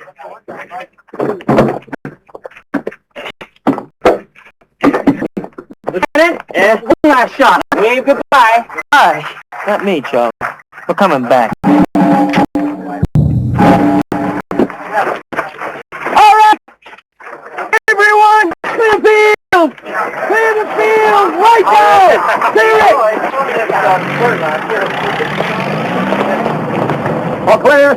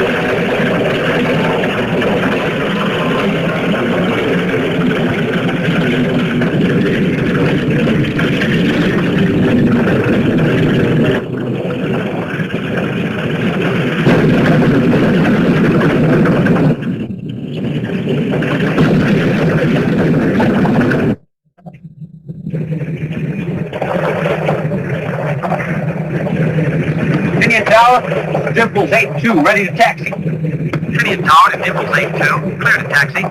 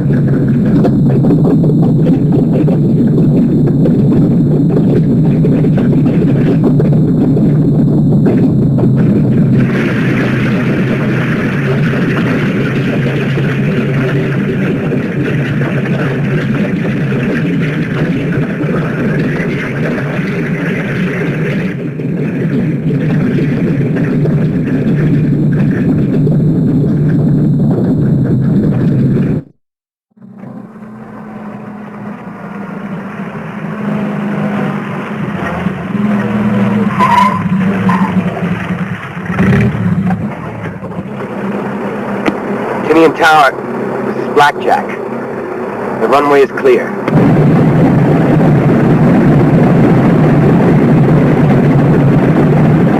Get the lights.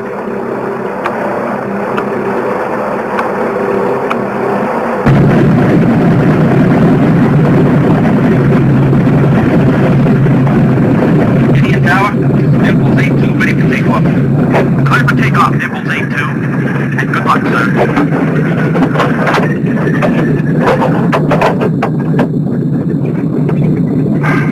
Here we go.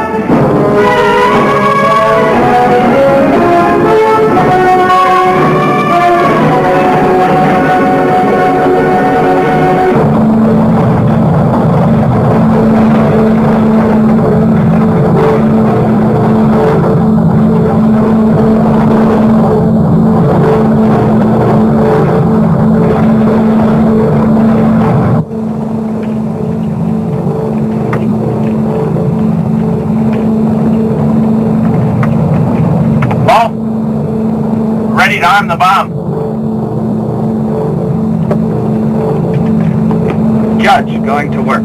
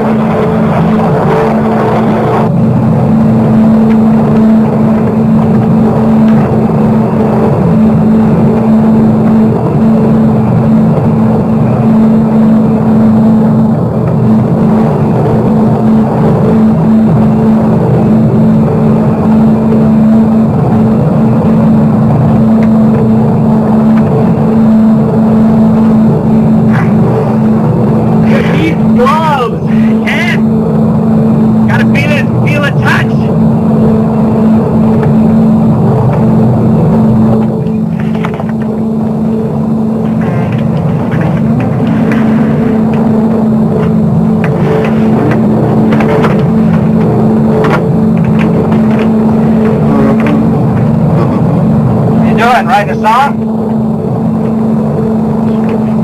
Yeah, no, I'm keeping a record, a journal. What for? For my grandchildren.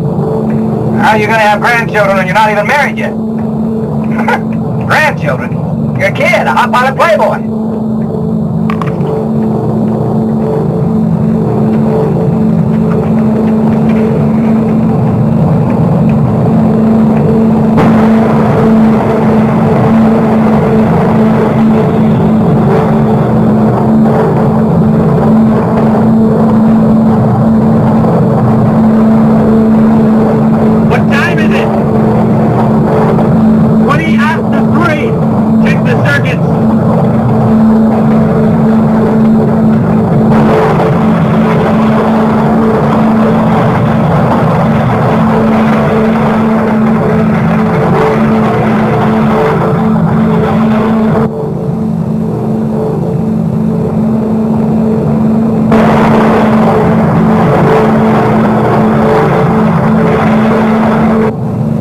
Bombs armed. All right, everyone, listen up. You're getting it late, but you're getting it straight. This airplane is carrying the world's first atomic bomb. What the hell's atomic?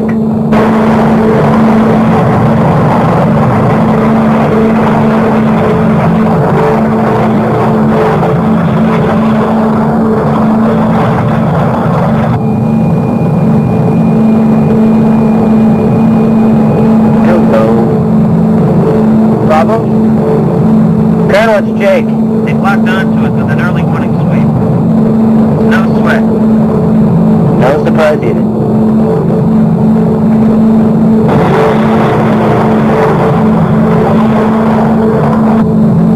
Colonel, I just got word from our weather scout over here receiving. Cloud cover is less than 3/10 at all altitudes. They advise proceed primary. Well, write it down, Grandpa.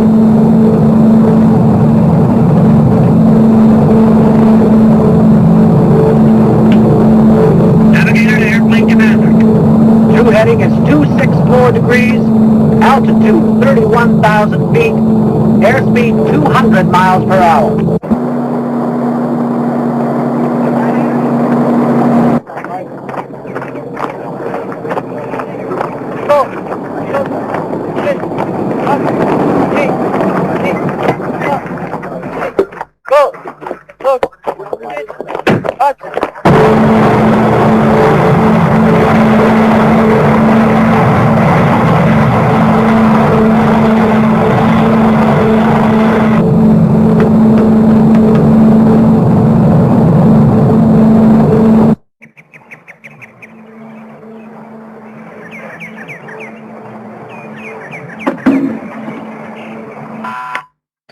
Report from Sigel. They have spotted an enemy aircraft, one B-29 heading west.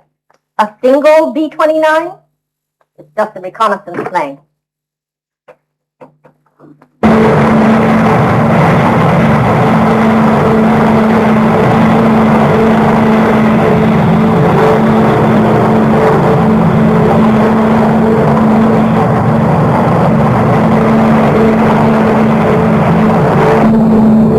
Approaching initial point, sir. Initial point, check.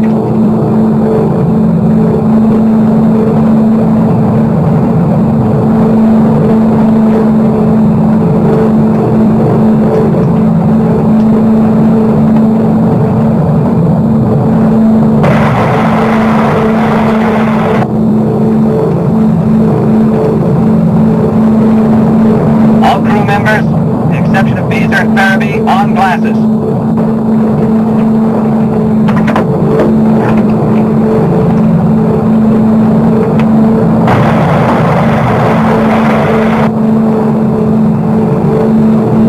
Bob, get him on. Check. What are you writing? There will be a short intermission where we bomb our target. AT coming up about 30 seconds.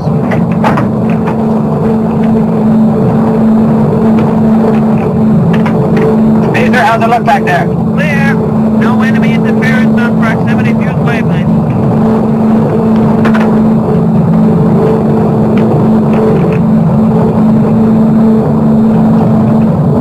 I'm turning on the tone.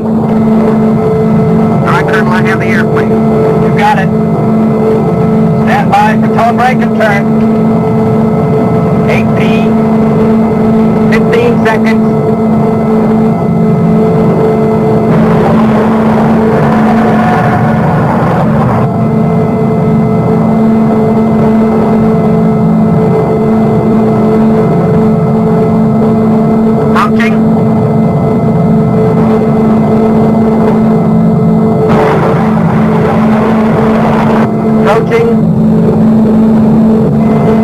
And now, bomb away.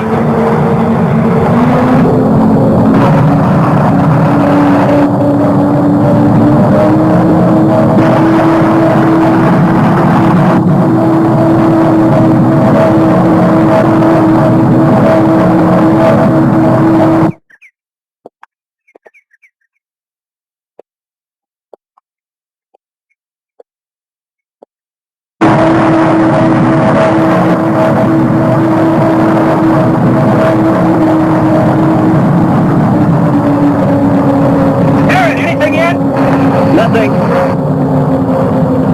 6, 5, 4, 3, 2,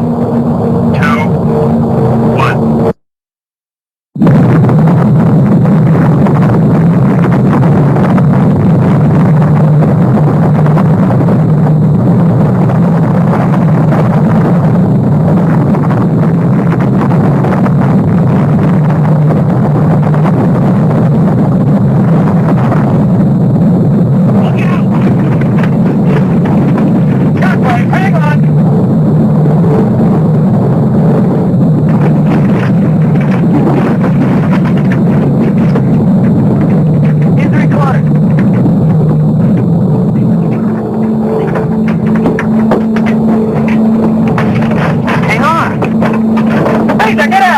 What are you doing up on the flight deck? Nothing left for me to do back there, sir. All right, plug in and get your recorder going. Karen,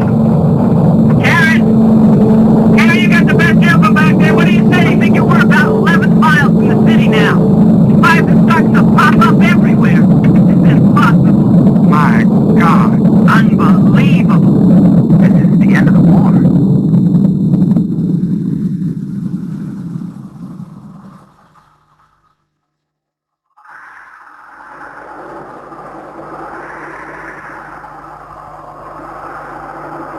In the United States, the Japanese surrender was made known to the American public in the late afternoon of August 14th.